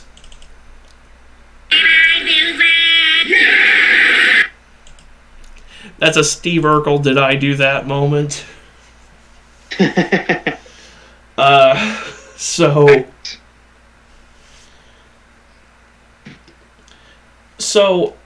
I'm not... I see what her thought process was, and it was a great idea, but I still feel like H2O should have been it for that story. There should have not been a one to come after that, because Resurrection, first off, killing Michael, or first off, having Michael kill Laurie minutes, like 15 minutes into the goddamn movie, was just... Fuck you, sir! I'm sure a lot of the audiences walked out at that. I'm sure a lot of people in the audience walked out upon that, and that's what made the movie fail. Yeah. Even though it made over twice its budget, it's still considered a failure. Still a shit film. God, the Wikipedia even says many fans and critics have deemed it to be the worst film in the Halloween franchise. I mean, Curse of Michael Myers the theatrical cut of Curse of Michael Myers does exist. So, and the Rob Zombie films. Yeah. Oh, the Rob Zombie films. Resurrection. Yeah, we're really not looking forward to talking about these, are we? Yeah, Resurrection was just... Well, first off, you lose your best character for the whole franchise with Laurie Strode within the first 10-15 minutes, and then you replace... And then next thing you know, you have an entire cast full of just gibbering dipshits yelling at each other. Yeah, very generic dipshits. And none of them is very likable. And if that wasn't bad enough, we got rapper Busta Rhymes completely embarrassing himself throughout the movie. Trick or treat, motherfucker. Yeah, that part made me lose all faith in humanity. It's like, dude, you are not Samuel L. Jackson. You don't get to say that. They should have casted Samuel L. Jackson. Yes! Sam Jackson screaming motherfucker at Michael would have been great. It's like, I've had it with these motherfucking slashes in this motherfucking town. enough is enough. or It's like, English, motherfucker, do you speak it? Or having Michael just enter the room and having him scream like he's like in Pulp Fiction. I don't remember asking you a goddamn thing. That's fucking good. Poor Busta Rhymes. I hope that... I don't know if he did any movies after Halloween Resurrection. Tyra Banks, I completely, for years, forgot that she was even in it, because I didn't know who she was when I first saw the movie back in 2002, 2003. Yeah, and she was too fucking focused on a milkshake to see people being slaughtered on fucking screens. Yeah, you're too busy dicking around and jamming to the beat to notice that your own cameraman is on camera live with his fucking throat ripped open by the tripod. Like, eventually that movie just turned into like a small quartet of retards screaming at each other for 89 minutes.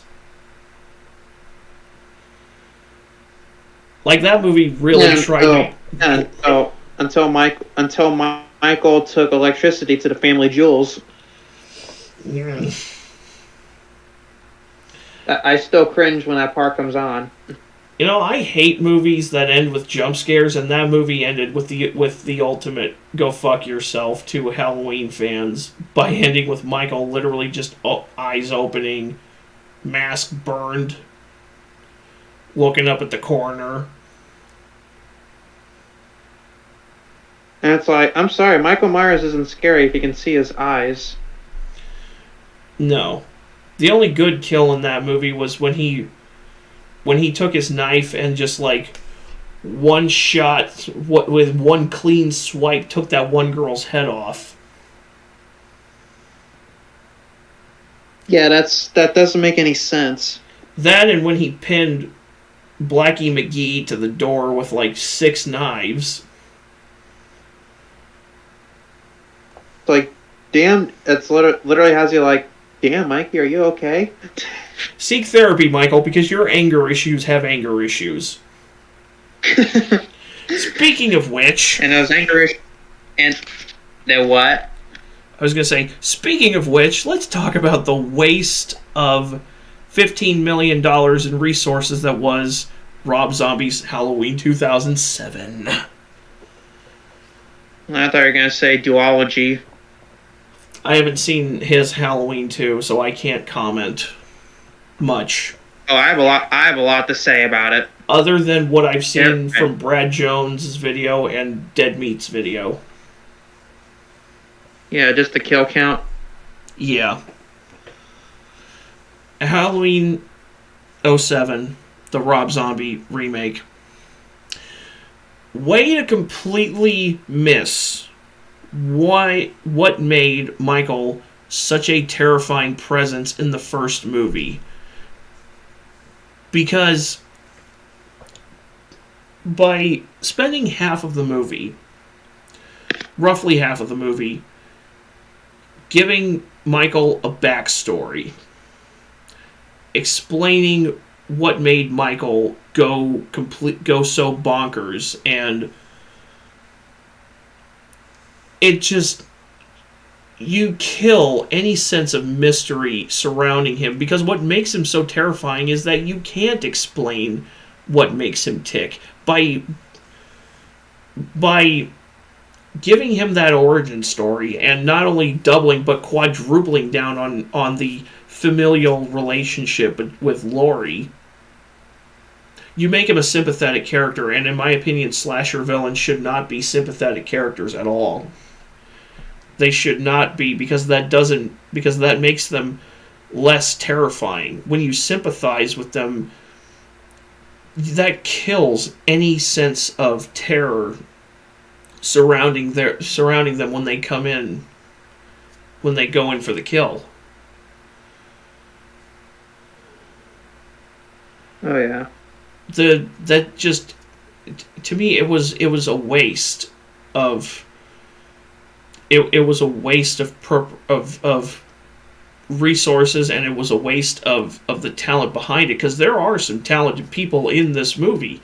Most of them, it's like this whole the best thing about this movie is playing Spot the horror legends from Malcolm McDowell playing Loomis. Of course, everyone talks about Clockwork Orange. Yeah. And then there's also Chucky from Child's Play, Brad Dourif playing Sheriff Brackett. Brad Dourif playing Brackett. I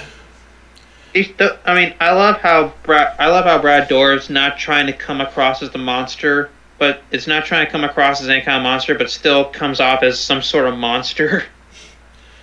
Yeah, Brad Dourif as Brackett was probably. He actually gave a decent performance as Brackett, I'm not gonna lie. Like, there is some genuinely solid acting in this movie. It's material that would be better served in a movie that isn't called Halloween. Or if Rob Zombie's was gonna do a Halloween movie. Because here's the problem. Rob Zombie, from what I understand, because I've only seen one of his movies, and it's the first of his Halloween remakes duology. Just going off of the clips I've seen of House of a Thousand Corpses and The Devil's Rejects and Three from Hell, I get the impression that he only knows how to write two types of characters: jailbait and the most white trash scum on the face of the earth. Yeah, if you think about it, in the Rob Zombie films, Michael's actually the good guy, and he's just taking out Haddonfield's trash. Might as well be. Well, except for Annie. I don't think Annie was really trash. Especially. Yeah, she actually doesn't die in the first Rob Zombie one, but she gets the shit killed out of her in the second one. Yeah, which, speaking of Danielle Harris was Annie in those. For years I didn't realize that was Danielle Harris playing Annie in the Halloween remake. OG Jamie. Yeah, which that was a good. Which I didn't mind her.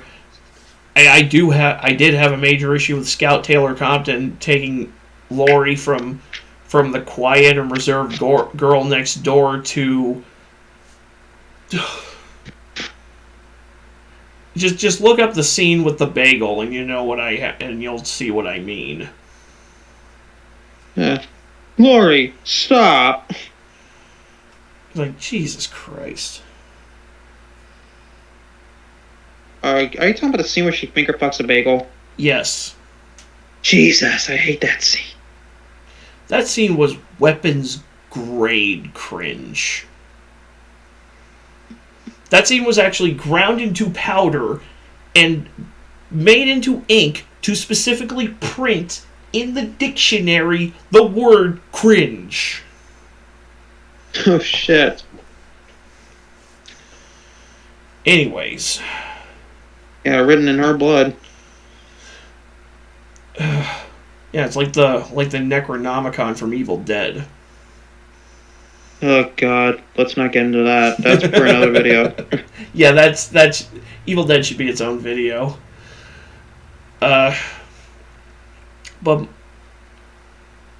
just the way I'm not sure of the exact word to describe what they did to Laurie, other than they just turned her into jailbait.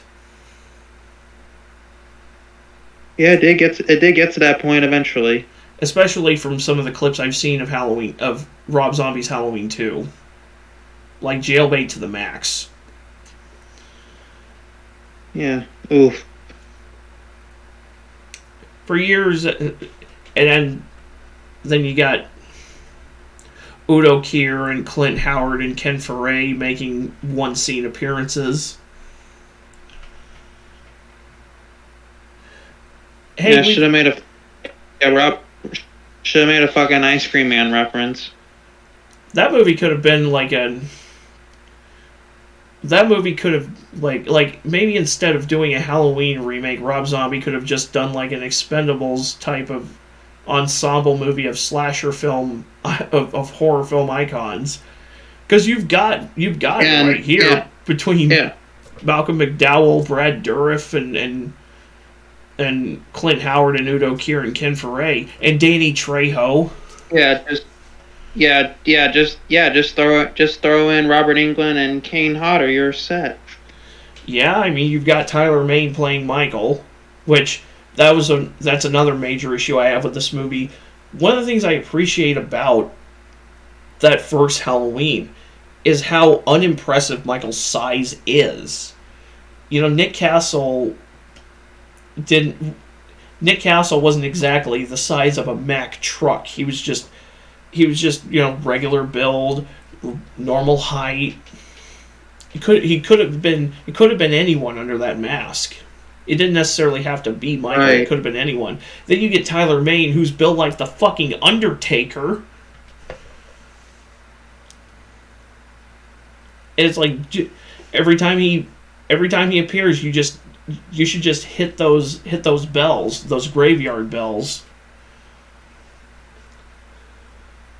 Because it's the Undertaker in that ragged ass mask.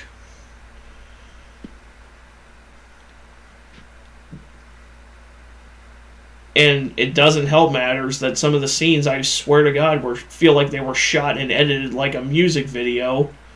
It's like, hey, Rob, you do realize you're making a movie, right? You do realize this is not a music video, right? Music video, cinematography, and editing does not belong in movies. Yeah, no shit. And then, of course, like, it's like Rob Zombie. It's like when Rob Zombie got to the slasher movie stuff, like getting Michael out of Smith's Grove and getting to the slasher movie parts. It's like the guy who made Hatchet, you know, where it's like they watched all these slasher movies and all they got out of them is tits and blood. Yeah, no kidding. That's one of my biggest issues with the Hatchet, at least the first Hatchet movie, because that's the only one I've seen. Because where it's like the director, I swear, grew up on slasher movies, but all he ever picked up out of them was tits and gore. Yeah, that's a definite oof. Oh. So it's just, I don't know. I wasn't particularly impressed with the remake. I feel like I like John Carpenter's. I much prefer John Carpenter's subtle approach than Rob Zombie just going full in your face. Which is like, look, I get that Rob Zombie's a metal guy, and that's kind of the whole point of metal, but, you know, there's a time and a place for in-your-face shit, and there's a time and a place for subtlety. And one of the things that made Halloween so memorable was how subtle it was.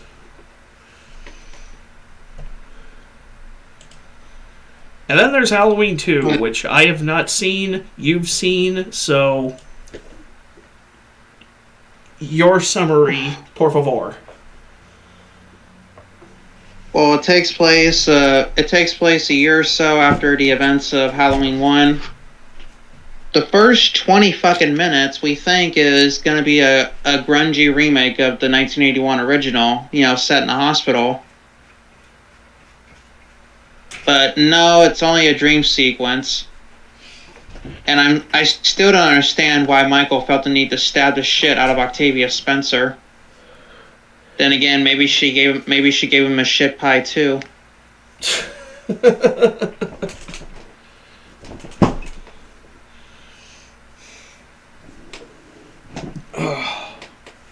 Yeah, fuck. But we see Lori running away, and then we see this guy who tries to help her by calming her down, locking her in the locking her in the security thing outside, only to get a fucking axe to the back. That same guy, we're talking about the guy who looks like live action fucking Doug Dimmadome. Doug Dimmadome. I know that name, but I don't remember where it came from. Fairly Odd Parents. He's the white bearded guy with the tall white hat. Okay, now I remember. It's been so long since I watched that show. Yeah. I guess Michael was just tired of that. I guess Michael was just tired of hearing Dimma in every fucking word that came out of the guy's mouth. Well, I wouldn't blame him. It's like we're gonna take Dimma find a girl to the Dimma hospital so she can Dimma get treated, and it's like Michael's like, just shut up. Yeah, just Jack Nicholson. Shut up! Shut up! Shut up! Just shut up.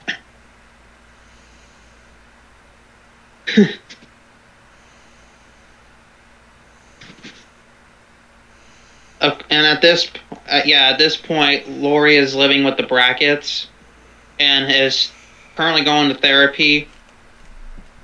And at this point, Loomis is now a famous author around the United States or the world. And he in the first movie, it was established he wrote a book about Michael Myers during his 15 years of trying to help him. Oh yeah, I remember that from Dead Meat's video. And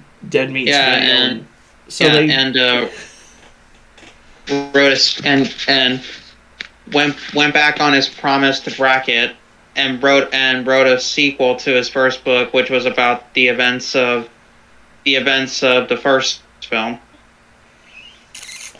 I remember seeing in the clips that from Dead Meat's video that Loomis had turned into a stark raving asshole, and Laurie was just kind of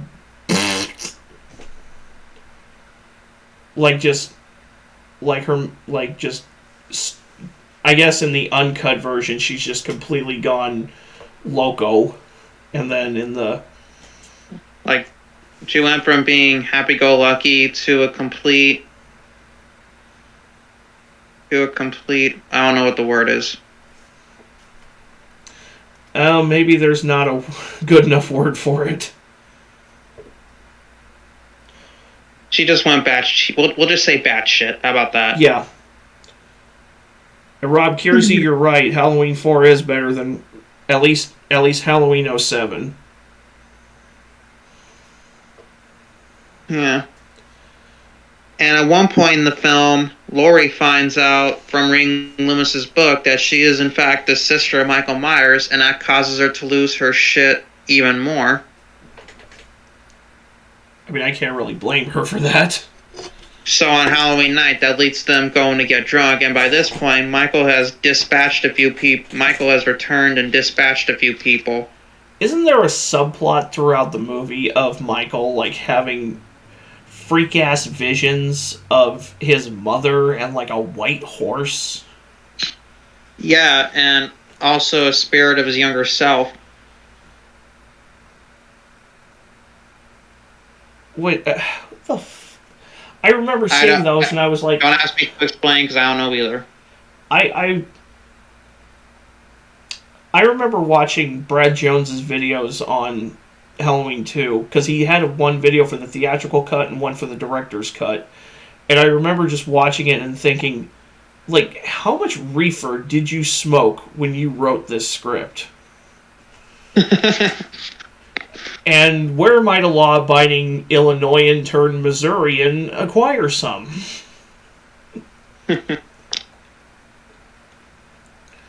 Because Jesus Christ. Yeah. But at this point, Michael had already killed several people in Haddonfield.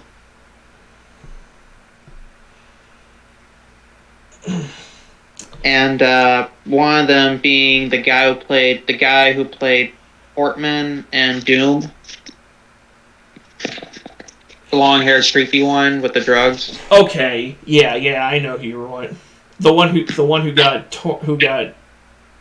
torn up in the can.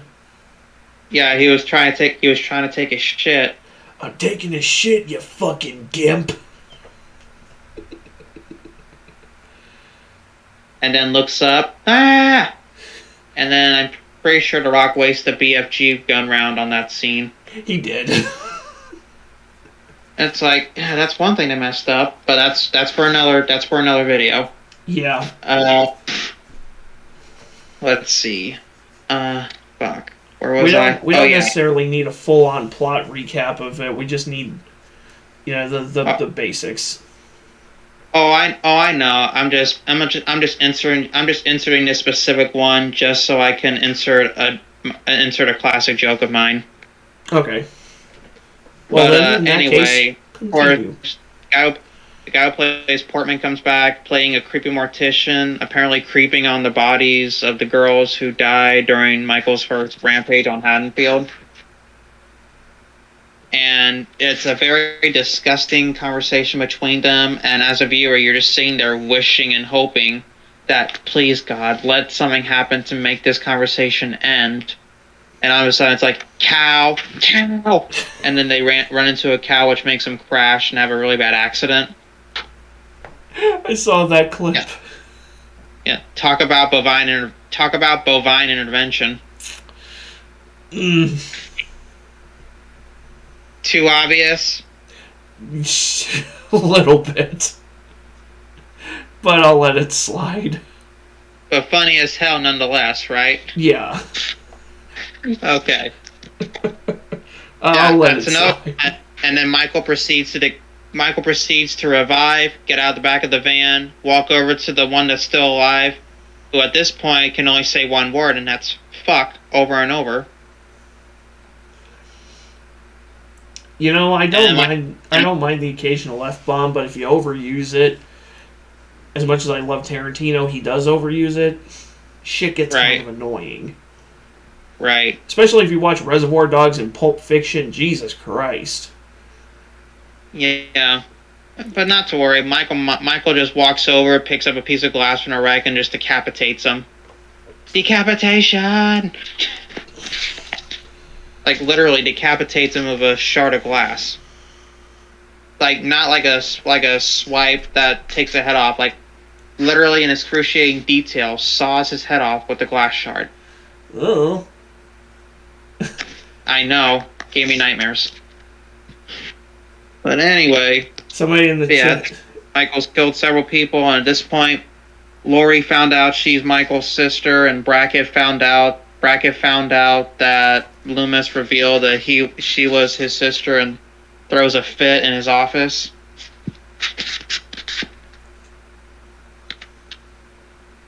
And at this point, Lori and Annie are having problems, which I guess leads to Annie going to hang out with some other friends that we didn't know about in the previous movie. And they go out drinking at a Halloween party, and they're dressed up like characters from the Rocky Picture Horror Show, and it's like, hey Rob, if you're listening to this, here's a bit of a tip. Don't remind your audiences that they could be watching another, better movie. Yeah, that's kind of a no-no.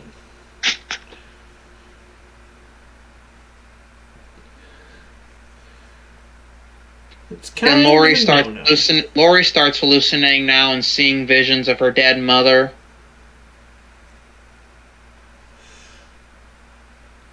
Which makes absolutely no fucking sense.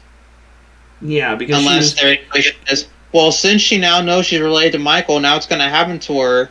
And it's like, motherfucker, there's literally really not really any. There's only psychological elements and not really supernatural elements in this particular duology. Yeah, it's like Lori was only an infant when their mother offed herself. Yeah. The only thing she probably remember is hearing the gunshot, but probably not even that. Yeah, so it's like, why is she having visions of... Or is it just an excuse for Rob Zombie to insert his wife into another movie? Definitely that option.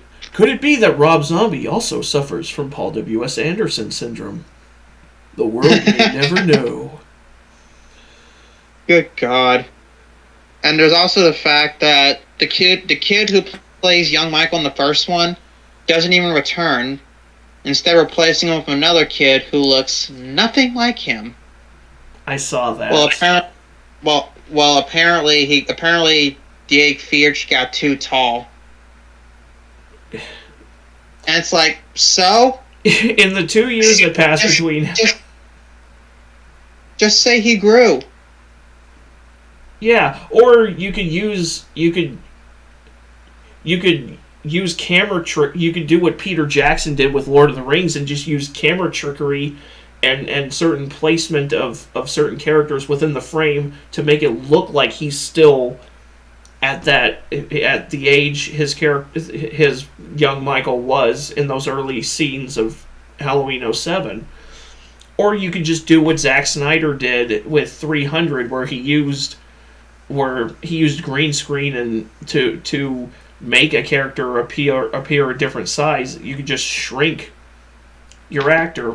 In 300, Zack Snyder used green screen and enhancements to make a guy look like he was standing 10 feet tall and towering over Gerard Butler. Yeah. You could have just done that instead of fuck it, we'll just hire a different actor. But let's see if we can wrap this up in the next hour, because I just realized I got stuff I gotta do tonight.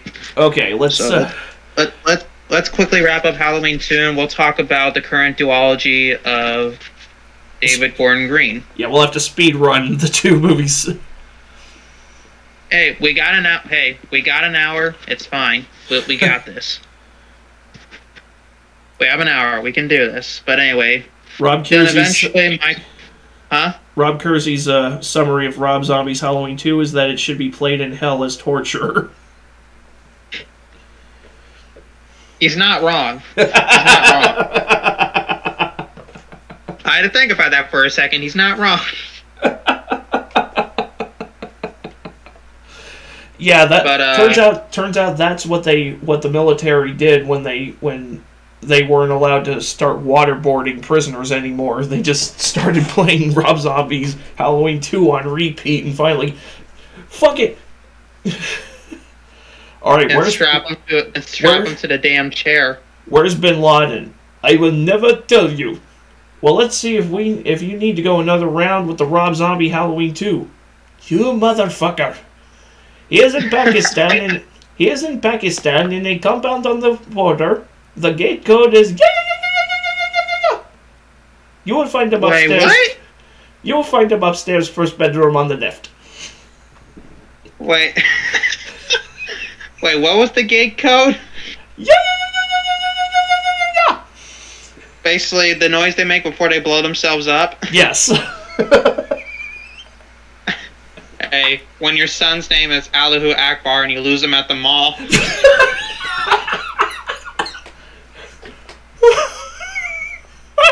That's quite the dilemma, isn't it? Yes.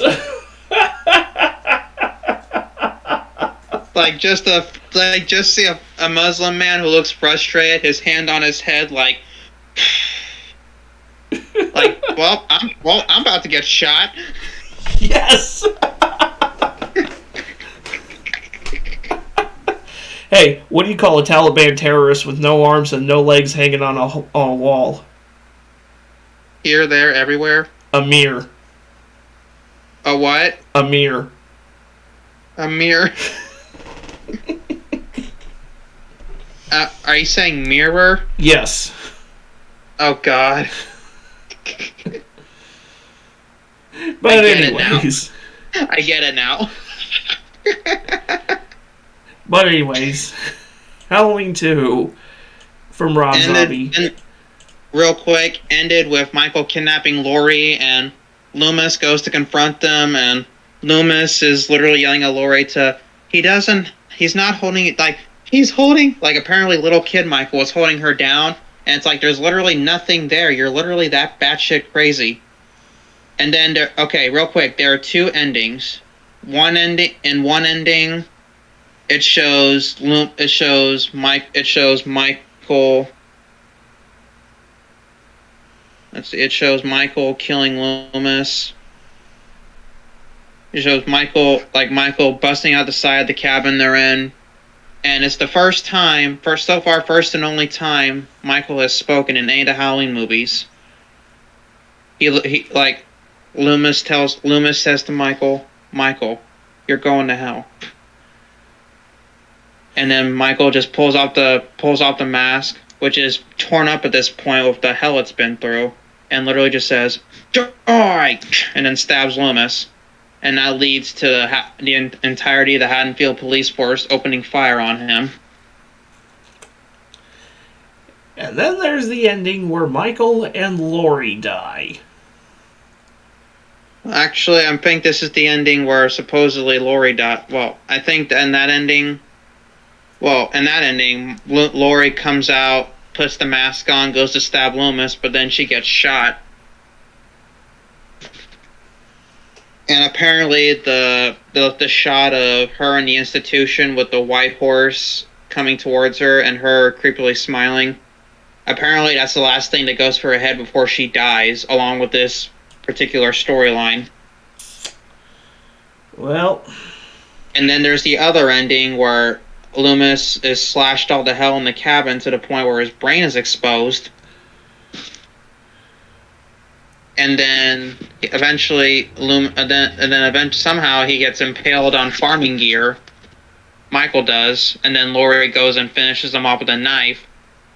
And then she comes out wearing Michael Myers' mask. She doesn't get shot in this ending. No, but she does get institutionalized. Yeah, and they just use the same shot. And apparently we hear a somber cover of Love Hurts, aka the song that Sherry Moon Zombie was stripping to in the first Halloween movie. Yeah. And it's like, way to ruin that song for me, Deborah. No, not Deborah. Actually, yeah, her character's name is Deborah, so never mind. Yeah. Yeah, there you go. Well, farewell, Rob Zombie's Halloween 2. We hardly watched ye. But we did certainly watch Halloween 2018. Which, in my eyes, is the best is definitely the best of the sequels thus far. Oh yeah. It retconned all previous sequels. Yeah, everything. The familial bond with Michael and Laurie just gone. Thank Christ. Thank God. Yeah, that was something that just needed to go, because it was just an arbitrary excuse to keep shitting out more sequels. And it actually showed it got some more into how something traumatic can really, really negatively affect a person, with Laurie being pretty much living pretty much in isolation and having a really strained relationship with her own daughter and granddaughter. Yeah, because she was so paranoid about Michael potentially coming after them again that she literally drilled all this survival stuff into her daughter's head, and then got her daughter taken. And then when her daughter was 12, she got taken away from her. Yeah, which of course Judy Greer was playing a complete bitch. Her character's name was Karen. Well, I didn't exactly see Karen. I didn't exactly see her character as that kind of Karen, but I know, I'm just making a dumb joke. Still funny. Yeah, this movie in my opinion, actually made Michael scary again. Because I don't think Michael had been scary since H2O. Like I said before, with the Rob Zombie movies, you put all that backstory on Michael and you make Michael a sympathetic character. You take away what makes him terrifying. This movie made him, because he's unexplainable. He's not there's no explaining how he's still able to get up and do all these things. He's just the shape. And I give full credit to Danny McBride and David Gordon Green for making him scary again, especially with some of the much brutal. And yeah, I like the subtlety in the kills of the first movie, but I understand at this point in time people expect brutality in their R-rated slashers. And I appreciate David Gordon Green for not going over the top and going really cartoony with the kills, which wasn't the case in the theatrical cut of Halloween 6. You know, Michael shoving a guy into a fuse box and his head explodes. And there's also the majority of the Nightmare on Elm Street films where it just went it got more cartoony as the films went by. Yeah, but I think that kind of fits Freddy's character. Or cartoony kills in Halloween 4, the girl getting impaled on the shotgun. Yeah, that's like why I still don't understand how he just point blank impaled a person with the barrel of a shotgun. Does it like I said earlier, does he shoot people with a knife? It's like it makes no freaking sense. Was that from a? Did you say that was from a Cinemassacre one? Because that sounds like something James Rolfe would come up with. I believe I did mention earlier. Yes, okay. Cinemassacre did make the. Does he shoot people with a knife? Okay. Yeah, but that was when he did Monster Madness. Like when he was doing full series reviews. Mm. And that was from his Halloween video, obviously. Okay. Yeah, I feel like the acting in this movie is what really helps it, because most slasher movies, and a lot of my issue with most slasher movies is how everybody acts like, oh, we know we're in this movie, we're just here to get killed, whatever.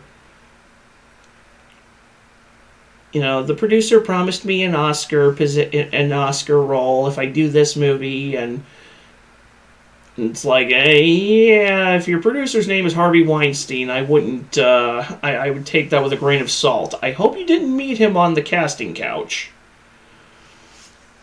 But I hope not.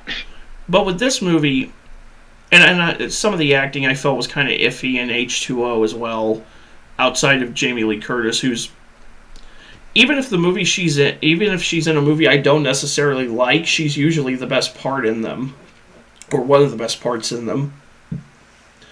Oh yeah. She was certainly one of the best parts in Rian Johnson's Knives Out, and that was a movie loaded with 5-star actors. But like that's another movie I haven't seen since it was in theaters. Yeah, the writing in this movie is just 100% there. It's just right, and the acting really elevates it to, this movie isn't just a standard slasher movie. There's actually a little bit of good family drama mixed in it, without it becoming overbearing, and without the movie suffering from tone whiplash or genre whiplash. Like, it knows exactly what it is, and it does everything well. And I'm not a fan of... I know David Gordon Green has built up he kind of built up his career with comedies, mainly with Pineapple Express. That was kind of one of his bigger ones.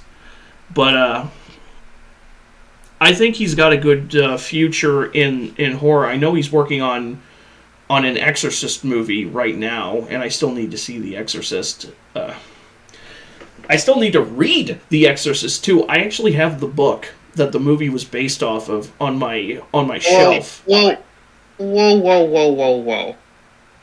Exorcist is based on a book? Yeah. I think it was.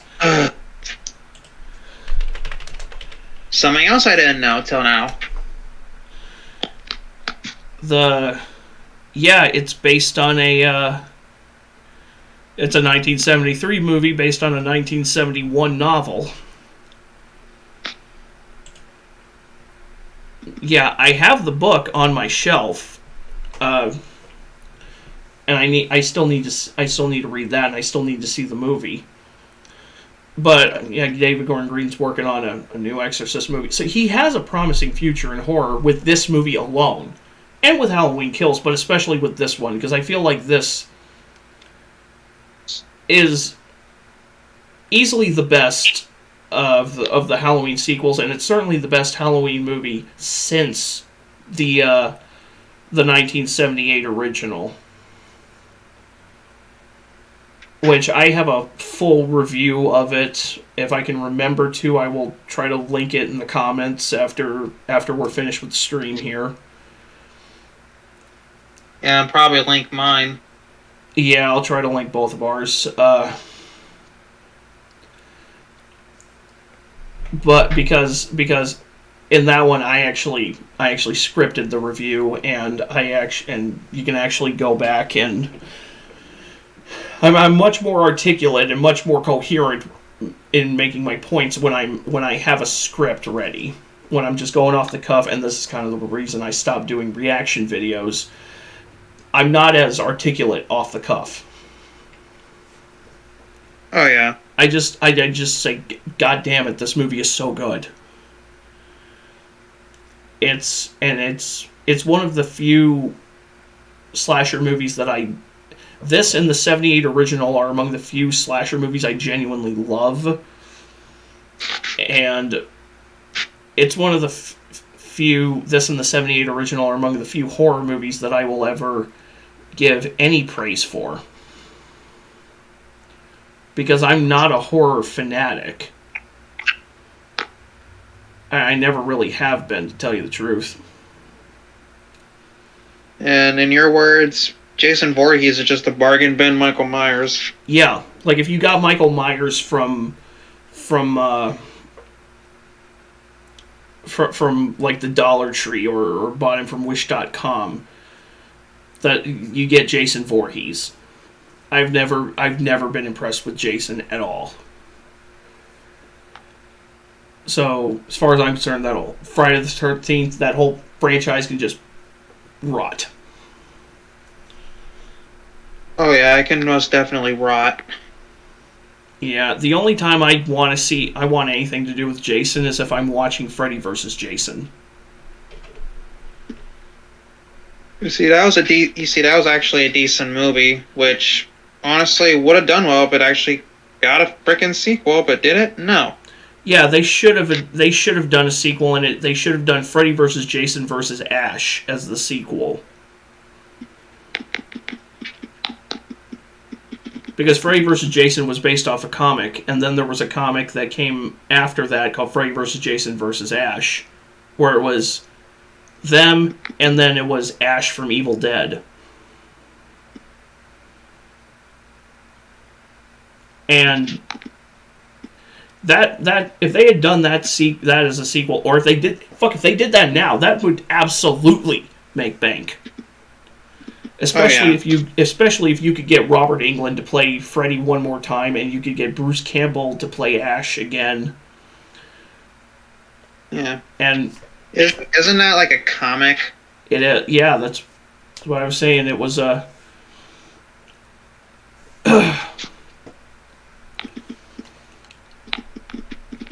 And the thing about Halloween 2018 that one of the things about it that I think is perfect is the way that it ends. Even if you don't like Halloween Kills and Halloween Ends, you can just say that Halloween 2018 is the end of the story because of the way it ends. It's the same thing with H2O, where it ends right on Laurie decapitating Michael. In this one, it ends right on Laurie, Karen, and Allison riding away from her burning ranch while Michael is trapped in the basement like that like even if you don't like Halloween Kills and Halloween Ends, it does give you the perfect closure for that story. If you're willing to pretend those other two movies don't exist. Kind of like how I pretend Resurrection doesn't exist, and I just say H2O is what closes out the story from Halloween 78, Halloween 2, 81. Now, Oh yeah. Now I will say, I actually did enjoy Halloween Kills when I saw it. I haven't seen it in over a year when it was out. I have not seen the extended version. There are things about it I like, and there are things about it that I'm still kind of iffy on. Yeah. I'm not big on them bringing back classic characters just to kill them. You know, that's kind of always been a problem for me, and it's been a problem with me since the Star Wars sequel trilogy did it with Han Solo in Force Awakens, and then made the exact same mistake again in Last Jedi with Luke and Rise of Skywalker with Leia. It's like, I don't understand why you would bring back classic characters that people adore only to just so you can kill them off. Like, didn't they just... Yeah, that was a waste. That was a waste of Tommy Doyle. Didn't they just do that with the Doctor Strange movie when they had Patrick Stewart as Professor X? Pretty freaking much. And John Krasinski as Reed Richards? Yep. Yeah, I haven't seen Doctor Strange 2 because I'm kind of in... I don't know, Marvel's output this year just really doesn't appeal to me. Yeah. Well, imagine waiting almost a decade and a half for them to bring in the X-Men to Fantastic Four to the MCU, and the two characters from each that they do bring in they go down like bitches. That's the best way I can put it. But like actually... Wanda made Mr. Fantastic explode, and then simply broke Charles's neck. Well, actually, it's in another universe because there's a multiverse. So, you see, the Fantastic Four and the X-Men can still appear in subsequent films. So go fuck yourself. That's what their plan is, but I actually liked Krasinski as Mr. Fantastic. I've said it before. I've said it before, and I'll say it again. I did not have sexual relations with that woman. The multiverse is a cop-out. Multiverses just so they can bring in characters. Multiverses are a cop-out. And if they say there's a Halloween multiverse, I will probably put it out on Malika. Kidding, YouTube. Jesus Christ, it's a joke. You know, jokes. That thing your site is. Wait, on who? On who? Malika Cod. Oh, is that Mustafad's son? Yeah. Relax, YouTube. I'm joking. I'm not actually going to do that. You know, it's a joke. That thing your website has slowly been becoming since Google took over. You fucking asshats. Wait, were you kidding? Wait, who is that one director you said you wanted to put a hit out on because of a certain movie? I don't remember. I don't think it was Emmerich. It wasn't Roland Emmerich. I almost just called him Hal Emmerich, but it's like, no, that's Otacon for Metal Gear Solid. That's a totally different Emmerich. No,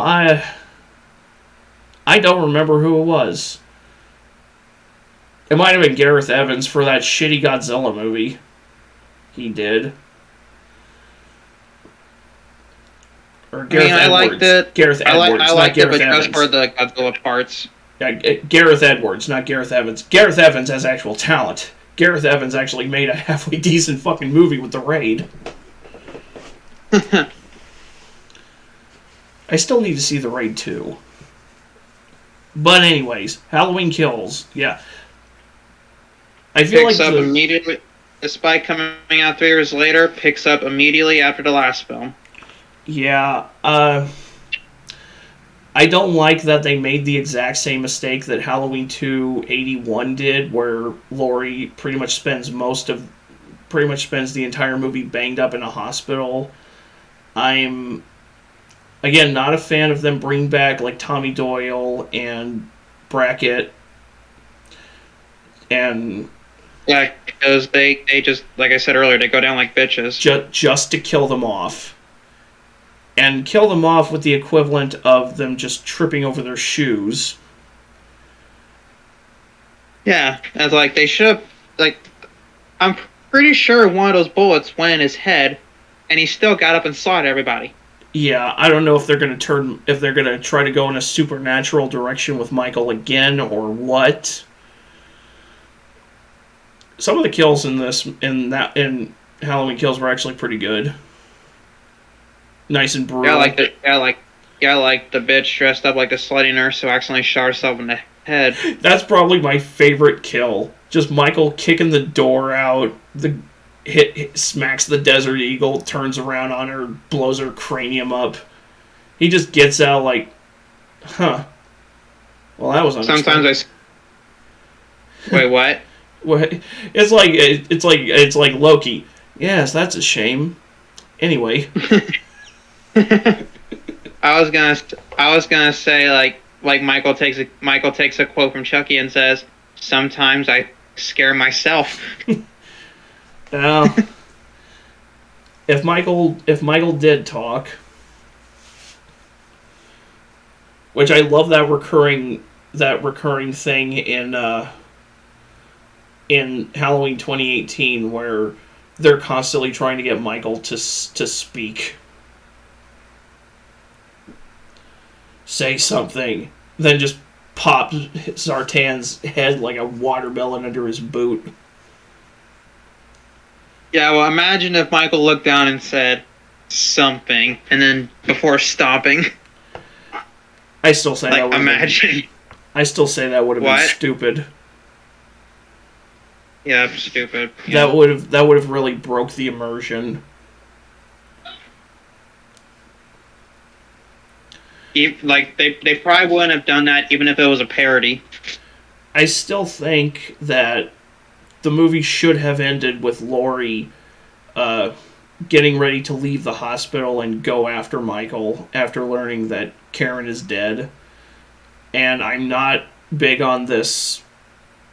The next movie taking place 4 years after Halloween Kills instead of going with their original plan, which was to have all 3 of these movies take place on the same night. I feel like that's like you had a great idea there. Why not just have the balls to follow through with it? God damn.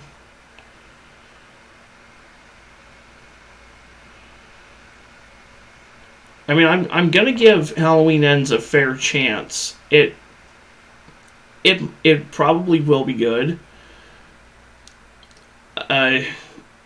I do have faith in Danny McBride and David Gordon Green, and Jamie Lee Curtis is the center of the movie. So chances are it will be fine.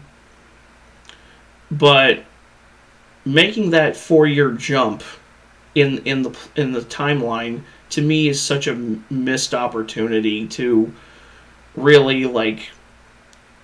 How many movies and how many sets of movies can you say really take place over the same 24-hour stretch of time?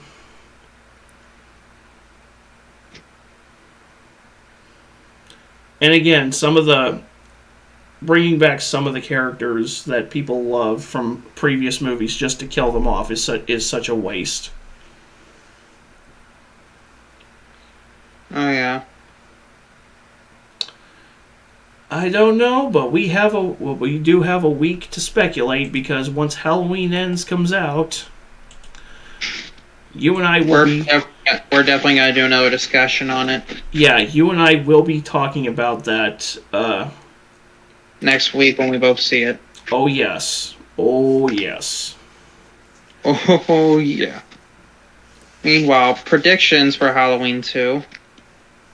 No, not Halloween 2. Halloween Ends. Halloween Ends. Well, prediction. This is gonna be Laurie. This is gonna be Jamie Lee Curtis's last outing as Laurie Strode, for real this time. Yeah, quote unquote for real this time. She's like 64 now. She's had enough of this crap. Yeah, she's like Danny Glover in Lethal Weapon. Or Stallone as Rambo. I'm too old for this shit. This might just be our longest video together, dude. Well, it's actually it's a live stream, so, and there was a lot of ground to cover. Oh yeah. And the editing would have probably taken months.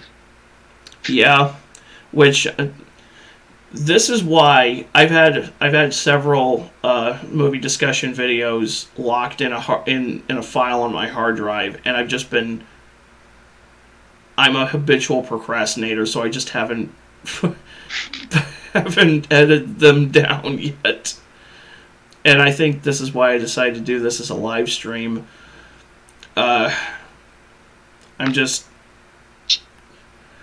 Yeah. So, it's a little thing I like to call lazy cuntitis. And feel free to steal that if you want. Just lazy cuntitis. Wait, repeat that? Lazy cuntitis. Yep, that's what I have.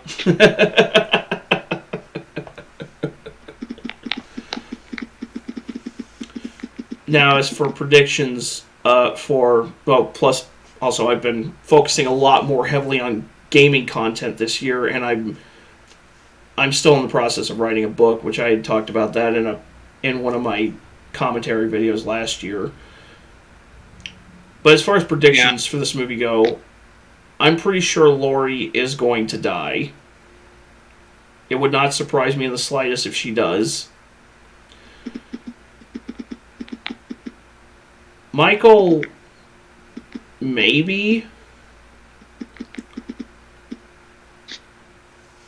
I mean, it wouldn't surprise me if the story ends with them killing each other. Yeah, they both give each other fatal wounds, and then they give each other fatal wounds, and then just slowly die while staring at each other. Probably. I don't know if Green would go that hacky, but it wouldn't surprise me if they end up killing each other. As for what happens with Allison, I don't know. I really hope they retcon Karen's death, because I'm just not convinced that she's actually dead. Well, I don't see Judy Greer in the cast list for the movie, so. Although, I'm convinced Hawkins is also going to die. Yeah, he was thought to have died in the first one, but obviously they're retcon that. Yeah. The premise for the movie reads: 4 years after the events of Halloween Kills, Laurie is living with her granddaughter, Allison, and is finishing writing her memoir. Michael Myers hasn't been seen since his last brutal rampage. Laurie, after allowing the specter of Michael to determine and drive her reality for decades, has decided to liberate herself from fear and rage and embrace life. But when a young man, Corey Cunningham, is accused of killing a boy he was babysitting, it ignites a cascade of violence and terror. that will force Laurie to finally confront the evil she can't control once and for all. So, is this going to be like a thing of Michael just kind of Solid Snake stealth killing people for like the first half of the movie?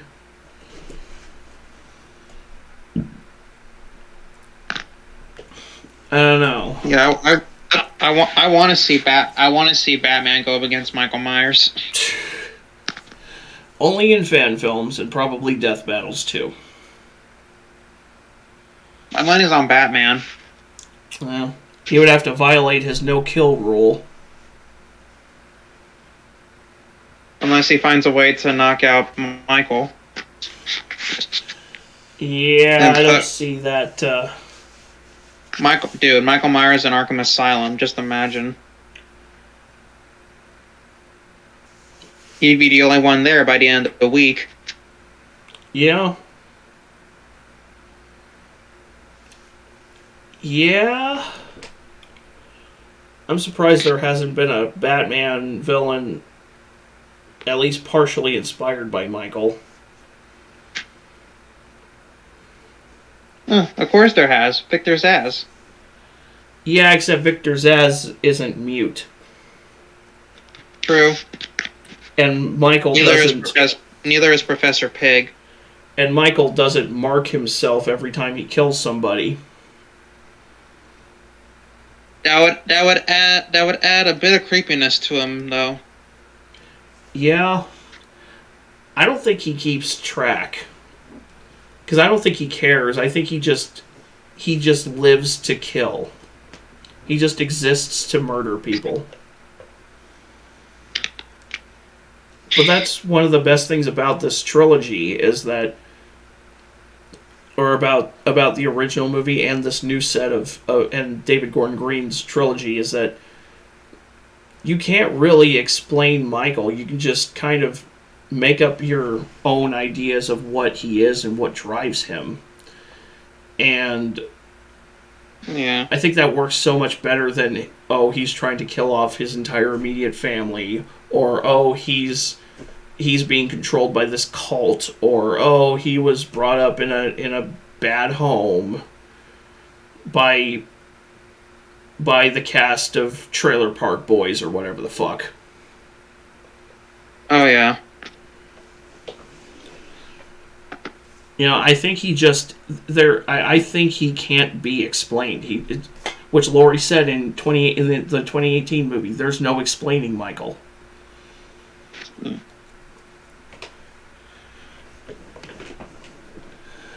Do you have anything to add to the discussion? Don't be an asshole and spoil ends. Yeah, we're gonna have to try not to spoil it when we talk about it. Yes. Oh, that won't be an issue. There's a special place in hell for people who spoil movies for other people. Yeah, and that's watching Rob Zombie's Halloween 2. Yeah. Yes. Yes. I remember when I worked at my local theater and Avengers Infinity War came out, and I was constantly giving people fake spoilers. Like the most outlandish shit that people knew instantly were fake. Like I would say, like the Hulkbusters being driven by Donald Trump or just something crazy like that.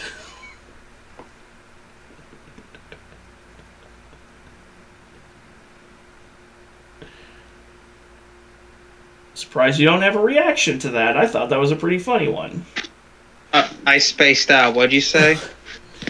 I was saying that I remember when Avengers Infinity War came out and I was working at my local theater, I used to give people fake spoilers for Infinity War. Just the most outlandish shit that people knew were fake. Like I would say like Donald Trump is piloting the Hulkbuster or something dumb like that. Donald Trump is piloting.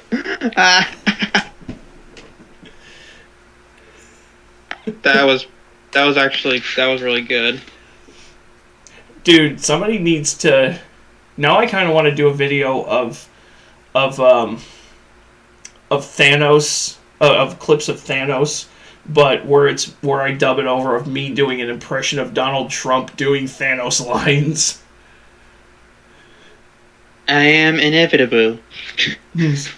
Reality is often disappointing. Where's the diff? Perfectly balanced as all things should be.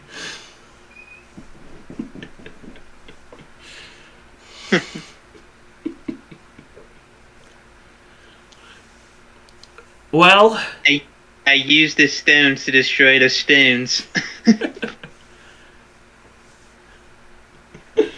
oh. Sorry, I'm having too much fun with the Donald Trump voice. Hey, the Trump voice is kind of fun to do. Especially considering how well certain shit has aged. Yes. Alright, outro. Do what? I said outro. Okay, yeah, the outro. So,